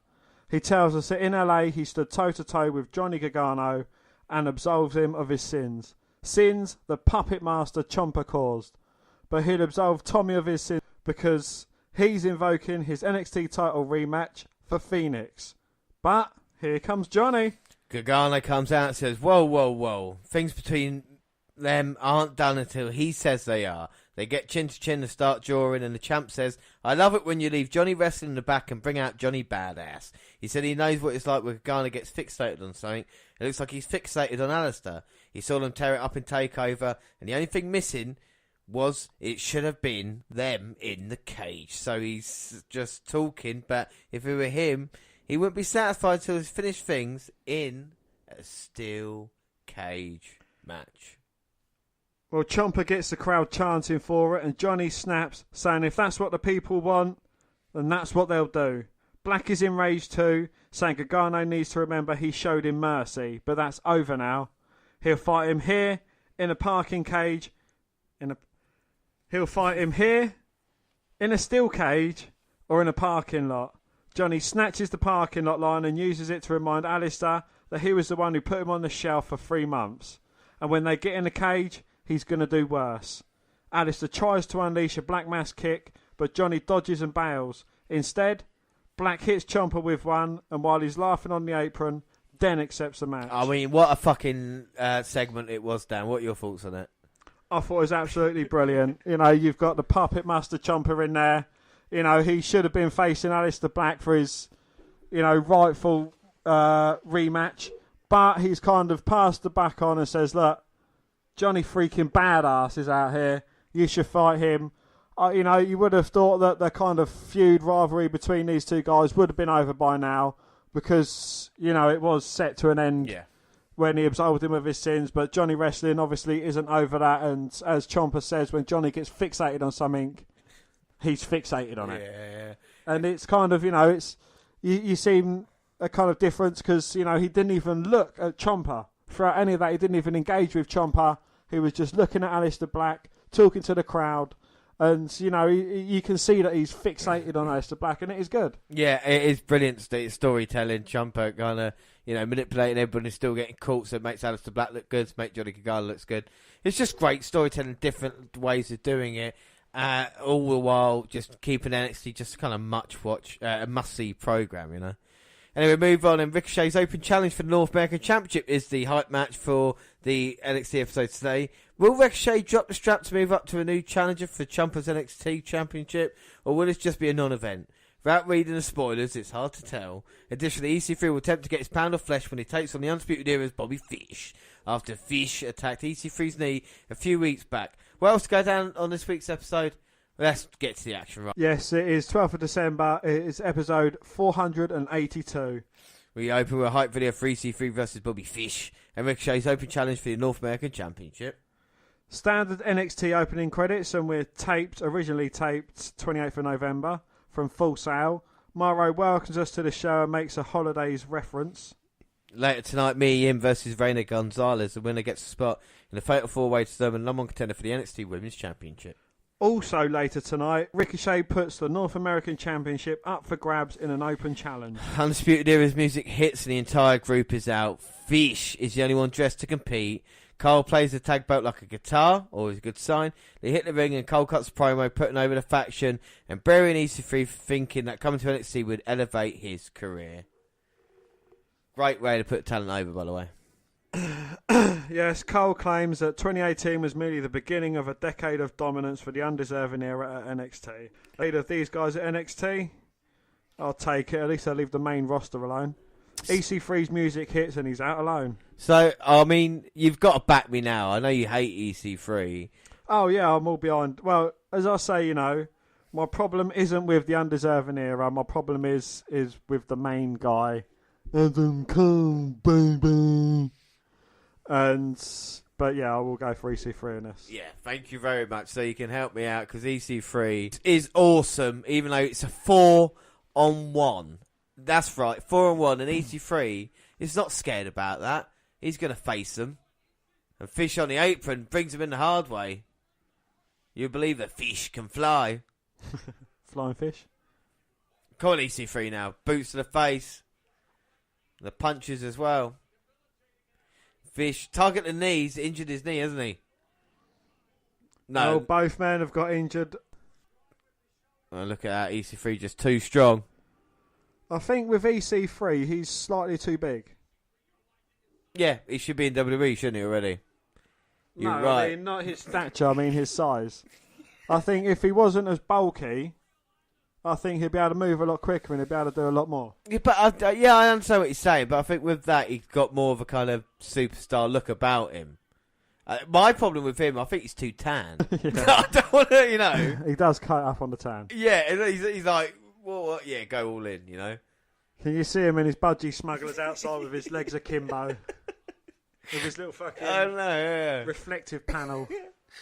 God. And now Bobby Fish on the outside, EC3, don't go out there. Every room in his house has a tanning bulb. Yeah, exactly. Well, Fish, he gets thrown in. It's like a lumberjack match at the moment. Well, yes, hopefully EC3's friends will come out if there's any numbers. Well, Ricochet and Pete Dunne should be around somewhere. Why don't they come out and help?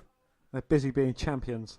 Fair play, fair play. You can have heavy machinery. Yeah, give it heavy machinery. Raiders. Oh, you can have heavy machinery, yeah. No. Street Profits, I think, are more EC3's colour. Well, Ricochet should come out because he's feuding with Adam Cole, isn't he? Well, no, Adam Cole's feuding with Ricochet. Adam Cole wants his title back that he held for about 10 minutes. Oh, my God. Well, EC3 dominating Fish, but O'Reilly and Strong up on the apron, and no surprise. Distracting EC3 and Bobby Fish goes for the chop block to the injured knee. I had to go at Baszler. I'm having to go at Lee's as well. I've had enough of this. Do you know what I mean? Like, I seriously am tired. I don't know if it's because I've been watching stuff from 1998 and the amount of NWO interference, but, like, jumping up in the apron and people getting involved. I'm just bored of it, Dan. You know, what do you think? Is that another long way of saying I am yet again right? No. James, just get in line behind the D train, baby. No, I'm just saying. Well, what have I said from the beginning? Yeah. Exactly. So you're saying what I've alliterated every time these cunts are out on screen. Yeah. Yes, it is annoying. Yes, it does make them look weak every time they need to have other people get involved in their matches to get them a victory. And if they lose, as well as the advantage, it makes them look even more weaker as when they win, when other people join in. Uh-huh. So, you know, yeah, it is. My point exactly. Bad, isn't it? What, that you're agreeing with what I've said? Oh, yeah. And now Fish just targeting the knee. No matter what happens here, it's not going to be good for EC3. Even if he gets a surprise pinfall victory and then they come in and then beat the shit out of him. So this is not looking good either way.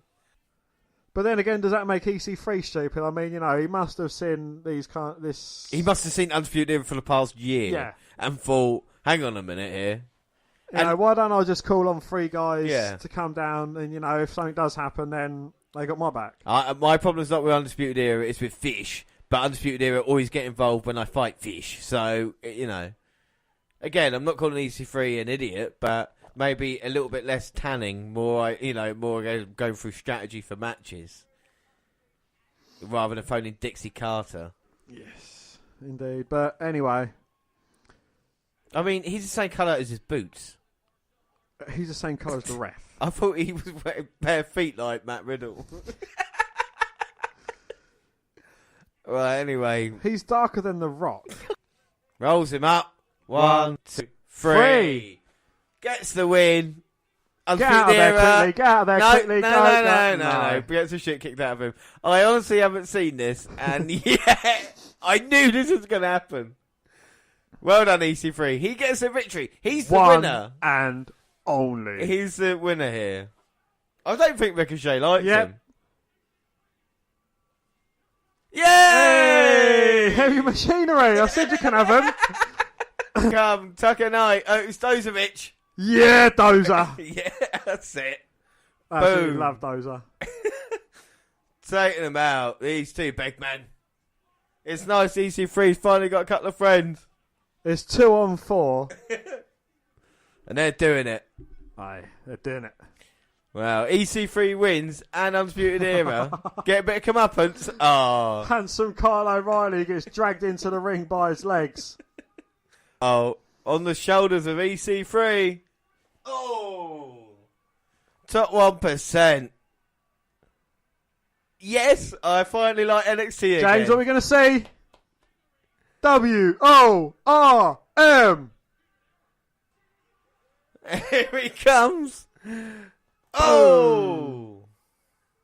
And that's a statement sent by Heavy Machinery and EC3. I'm loving that, Dan. What are your thoughts? Stakes and weights. Yeah. Finally, EC3 doesn't look like a complete idiot. Could he finally get some help? Oh, my God. Let's hope that continues. Quick question for you. I know you hate Undisputed Era. Is this a little bit of a step down for Undisputed Era after the last feuds? So, we know you see War Raiders, you see Ricochet, Pete Dunne.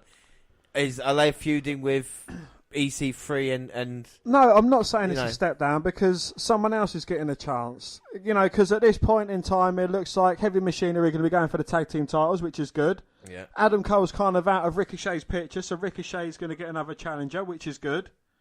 And, so it's going to kind of change things up so that not the same people are getting the same opportunities over and over again. Yeah, no, exactly. So we'll see what happens. I mean, NXT needs to freshen up every once in a while, doesn't it? 2 weeks ago, Lorcan and Birch beat the Mighty, and they got attacked after the bell. We all remember that. Up next, a rematch of Lorcan and Birch versus the Mighty. The Mighty are out first, and Lorcan and Birch are out next, and they're all business. We might as well see the last Mighty Don't Kneel tag match ever in NXT history. This is the thing, and of course they're going against a tag team that we love, and now they've got matching trunks as well. They're not red and black. Yeah, it's cool. I like it. It's like little badges as well, so we know which one's which. Exactly, Brit-Am connection. And they're not stopping around now. Here we go. Nick Miller in there with Danny Burch and Shane Thorne and Only Lorcan are fighting. And they've all gone to the outside. This has got a little bit personal, but here comes Lorcan. Sailing over the top rope, taking out both members of the Mighty. You got to love Only Lorcan. See, it ain't pretty, but it's effective. Exactly. And he throws Shane Thorne back in. Looking to run the ropes, but Thorne hits him with a big elbow. Lorcan responds in kind. Looking to chase Lorcan again, but he catches him with an elbow. Oh my God. Hurricane attempted to a powerbomb. Now he's got the half Boston. Oh, Nick Miller in, but gets caught with a couple of chops. We've done that 10 minutes ago. Thanks, mate. Oh my God, Thorne there, back spinning suplex. Mamma mia! He hit him with a back suplex. All right, Maro, calm down. Tags in Nick Miller, who's got Only Lorcan. I don't want to give away my Commentator of the Year award for WNR, but... Oh, me, thank you. It's fine. All my family. All right, we'll see what happens. My dad, my nan, my granddad up there. We'll see what happens. Big up, Granddad Pops. And that looks like the Mighty are in control. Lorcan, take Danny Burch off the apron. Burch now's in there, not legally, but taking out Nick Miller. Lufez press takes down Miller. Austin said he's allowed to do it because he loves him so much. The English Austin. Yeah. That's basically who he is, Burch. It's the English Black Austin. tights. What? Goddamn kid. Fool you in there. And Nick Miller and Shane Thorne caught in the corner. Step up in Saguri each. And Danny Burch is on fire, baby. A twin to Jason Statham. He is. Drop kick. He must have got the Mamma mia! He hit him with a drop kick off the top. Whilst Dan was doing his Mario Ronaldo, and only Lorcan's in now. Looks like they have a doomsday device. Mamma mia! He's got him on his shoulders. He meets Nigel McGuinness. Mamma mia! No, he meets him. Hello. Hi James, I'm Nigel McGuinness here, and I am watching this alongside Nigel Ronaldo. Alright, maybe it didn't work. And look at Thorne. He's picked up. Look at Nick Miller. He's picked up Thorne. Superplex into a powerbomb on his own partner. Powerbomb your own partner. That's why he left. Goes for the cover. Imagine a kick out. Well, Danny Burch speared him on to break up the count. Kick out. Yeah, thank you. I was getting there. I know what I say. I suppose it's like the Dudleys. Devon eventually got tired of being asked for tables. Nick Miller got bored of getting powerbombed. Shane Thorne got bored of getting powerbombed. And now they're looking to put only Lorcan that away. didn't work. They tried it twice in the last match. It didn't work. Once here. But Miller's got a lot of power. Oh, power slam. Oh! Shane Thorne off. Only Lorcan into Danny Burch in the corner, cannonball style. Miller went for the cover, but Burch managing to kick out. Lorcan managing to kick out. Oh my God, now the Mighty again foul with the move. Double DDT by Lorcan. It's a double DDT, not a double DDT! Mamma mia! I like Mario Ronaldo. You would though, because your pants like pants. My wrestler of the year is Adam Cole. And look at this, Lorcan grabbing the face of Miller, slapping away. Getting fired up now, slapping both members of the Mighty. They both try to slap him. And then they inadvertently hit each other. That's why he left. And then, oh my God, Nick Miller sent it to ring post. Burch has tagged himself in. Headbutt. Picks him up for the suplex. Oh my God, draping DDT. 1, 2, 3.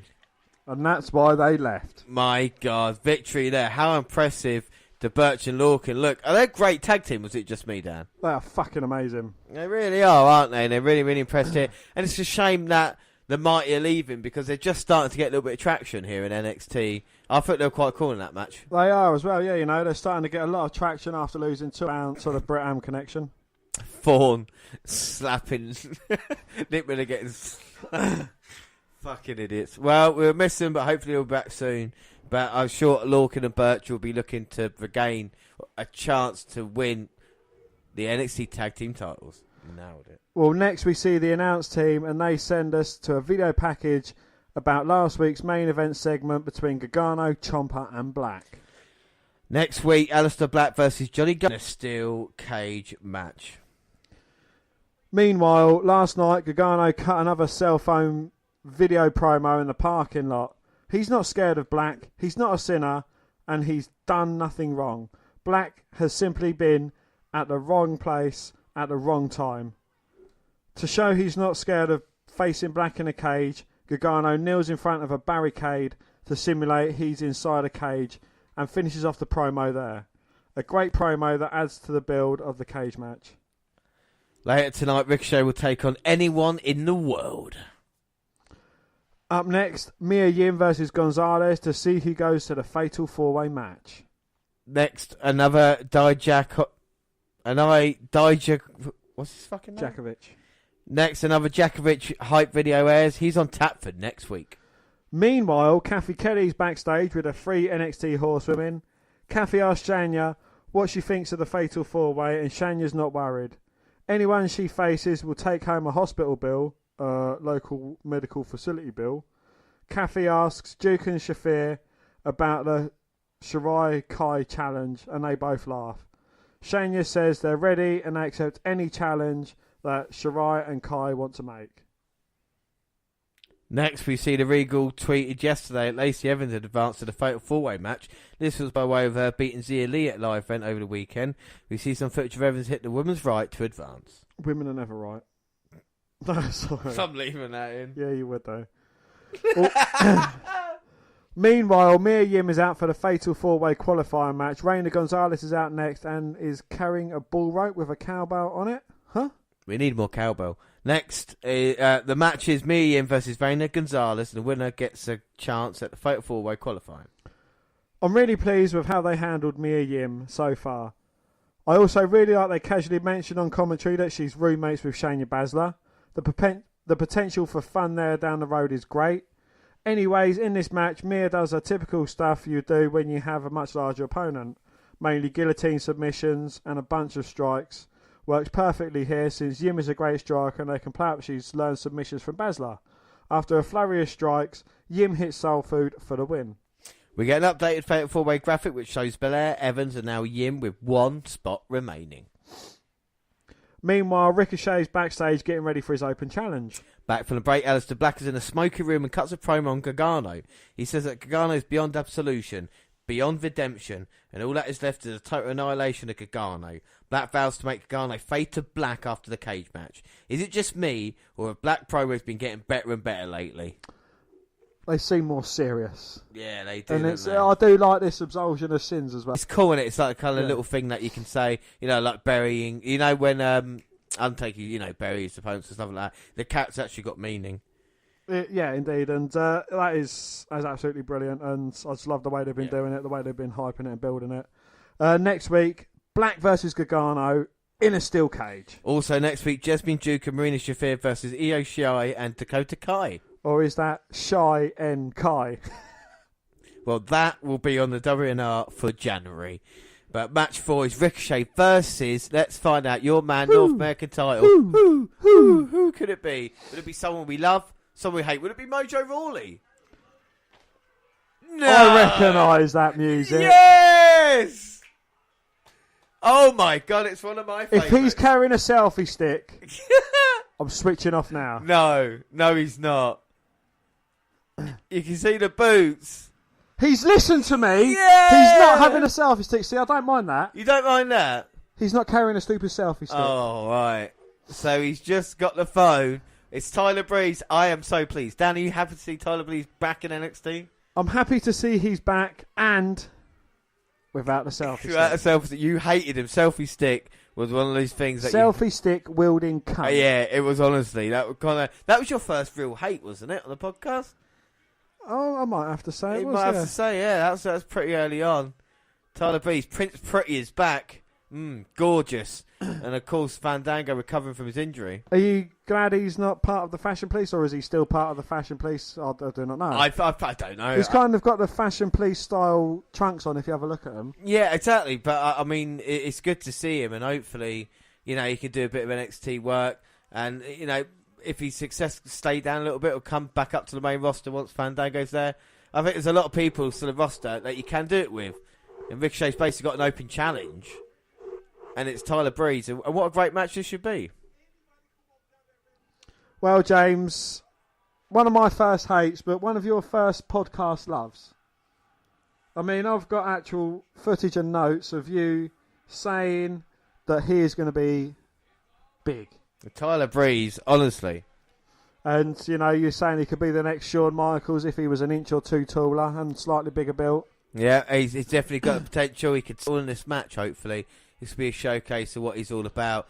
The weird thing is he's not the smallest man in this match.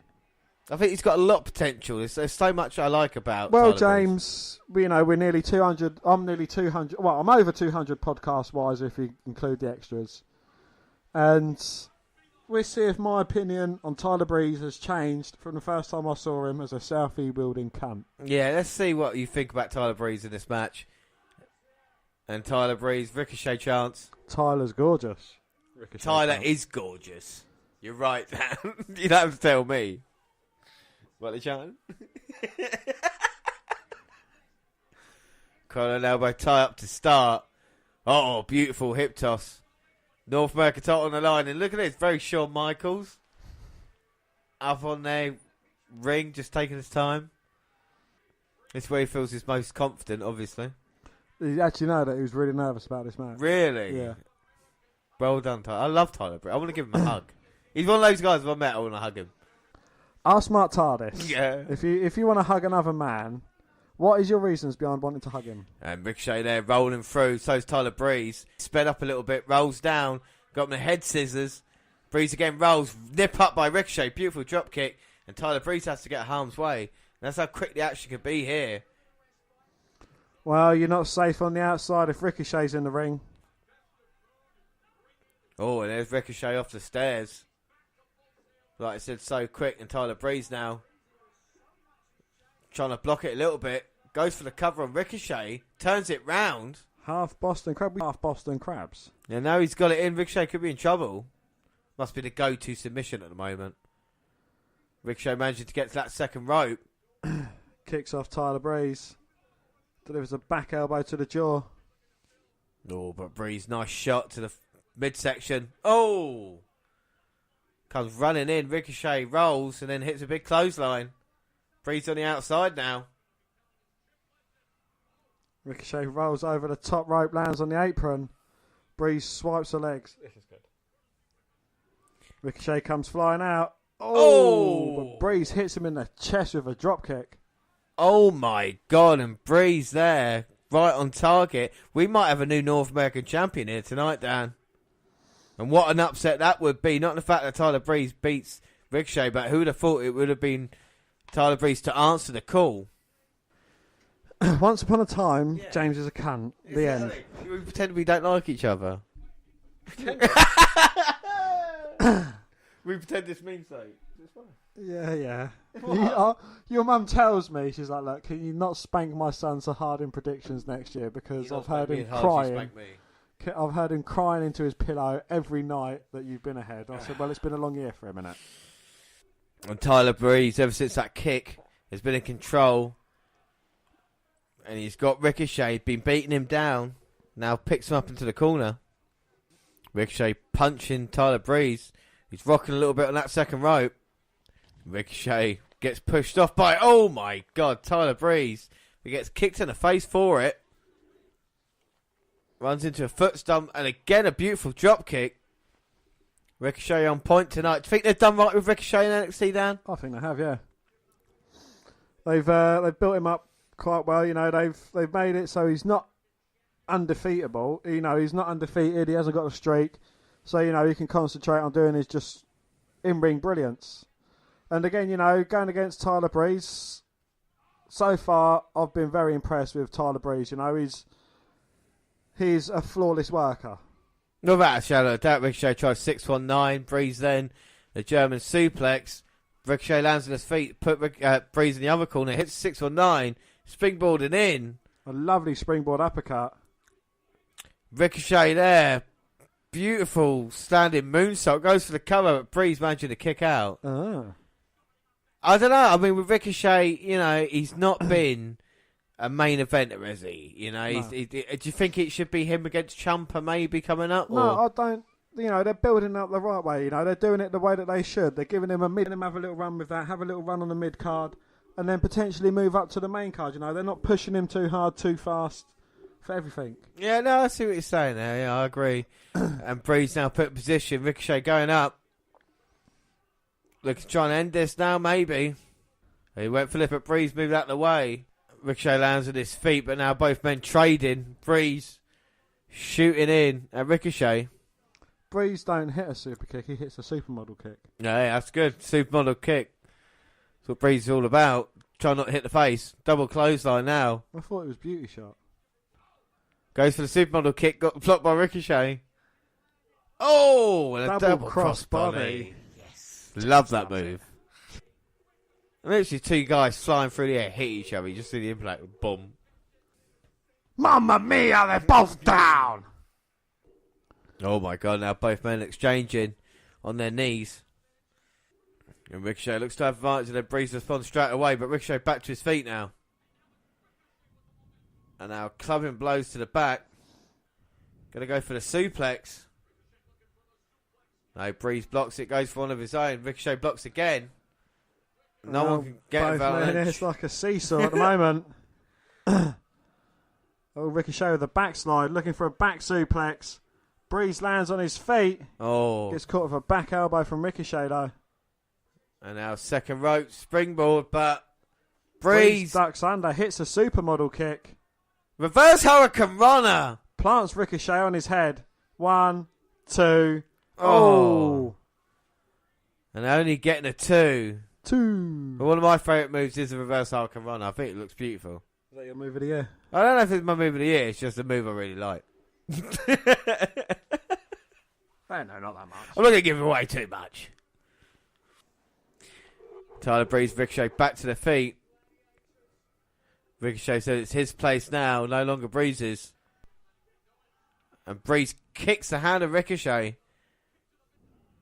Now with the huge right hands, and I think Ricochet might be a bit punch drunk here. Oh, now manages to land a kick to the face of Prince Pretty. Oh, but Breeze there, lovely knee to the face. Step up Inseguri, rocks Ricochet. Goes for another kick, but Ricochet catches him. Oh, slams him down. 1, 2, 3. Gets the job done for Ricochet. And Breeze, very valiant. I'm going to see what you're saying with with the finisher involved. I'm sure Ricochet will have to be used a finisher that it's just not coming off the top sometimes. You know what I mean? Like you can't kill someone all the time. Especially, I think he barely went up to the top turn. I think it's just going to show that Ricochet doesn't have to have top turnbuckle moves every match. Yeah, and this is what I say. You know, Ricochet could do other things. That's why he's come to WWE for. No, you know, he wants to become like a kind of total package, as it was. You know, not as Lex Luger, but as in just like whatever. Decent wrestler. Exactly, decent wrestler. And everything he can do. So that's impressive. North American title. Will it be an open challenge? Will someone answer the call? That's what NXT's interested about. Great match, though. Dan, what are your thoughts about the match? Again, you know, I'm going to give my honest opinion on Tyler Breeze, and I think he's brilliant, and I think he could do with staying in NXT for a little while longer. You know, this is, as we've mentioned time and time again, this is a place where the most magic happens.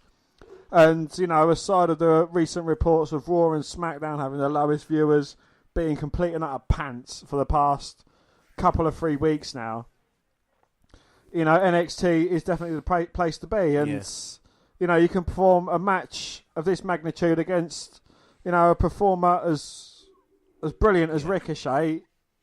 You know, why not? There is a lot more competition in NXT than there is on the main roster. And I think that's the thing. I think with NXT this month compared to normal months or compared to any other bit of the product is that we haven't seen Ciampa wrestle, we haven't seen Black wrestle, we haven't seen Gargano. We've only seen 3 episodes, but we've seen enough. We know where the stories are going. We know we've got a cage match on the next WNR, you know, heading into the NXT TakeOver Phoenix. We know, you know, Ricochet had a great match here. We know about Heavy Machinery and what they want to do. We've seen Birch and Law can be great. You know, yeah. We've also, you know, we've seen that Brohead. Matt Riddle, Punishment Martinez. We saw the Keith Lee versus Lars Sullivan. So, you know, we're not getting exactly the same matches every week. Yeah. You know, we're getting something different all the time. And, you know, other than going up, they're going to try and build Keith Lee as the next big guy. I don't know if he can kind of hold that mantle. I'm yet to bask in his glory. Yeah. But, you know, they keep us with something new. You know, we're not seeing the same wrestler week in, week out, but we see bits of them. You know, we see a brilliant promo. We see a selfie shot promo in the back. So, you know, it's not samey. Yeah, exactly. And that's what's great about the NXT product. That's why NXT wins most months anyway. And I really look forward to see what happens in the new year. But that is it for today. Don't forget our next episode, WNR194. It's WWETLC. Should be an absolutely great event, as it always is. Of course, predictions on the line. And then very soon afterwards, we're going to have the Christmas special. And then, of course, the week after that, or a few days after that, the New Year special as well. Don't forget, you can contact us on Twitter at WWETLC or at Vince McDan, WWE. I'm at J_Rowlands across all the Google platforms. WNR Review on Google+. Send us an email, WNRpodcast@gmail.com. We're on Facebook. Yes, Facebook. You can come and find our page and give us a like with a WWE Network Review podcast. Or you can come and find me and add me as a friend. I am Vince McDan. Subscribe to our YouTube channel, WNR Review Podcast, where we've got clips on there. Podcasts go at the same time on YouTube. They do other places like SoundCloud. On your phone. Also on Spreaker Radio, we've got a live show coming January 12th for NXT TakeOver Blackpool, which is going to be great. And Stitcher Radio and iTunes, where you can download, subscribe, rate and review there. But that is it. I have been James Rowlands, as always joined by Dan White. Thanks for listening, everybody, and bye. Bye.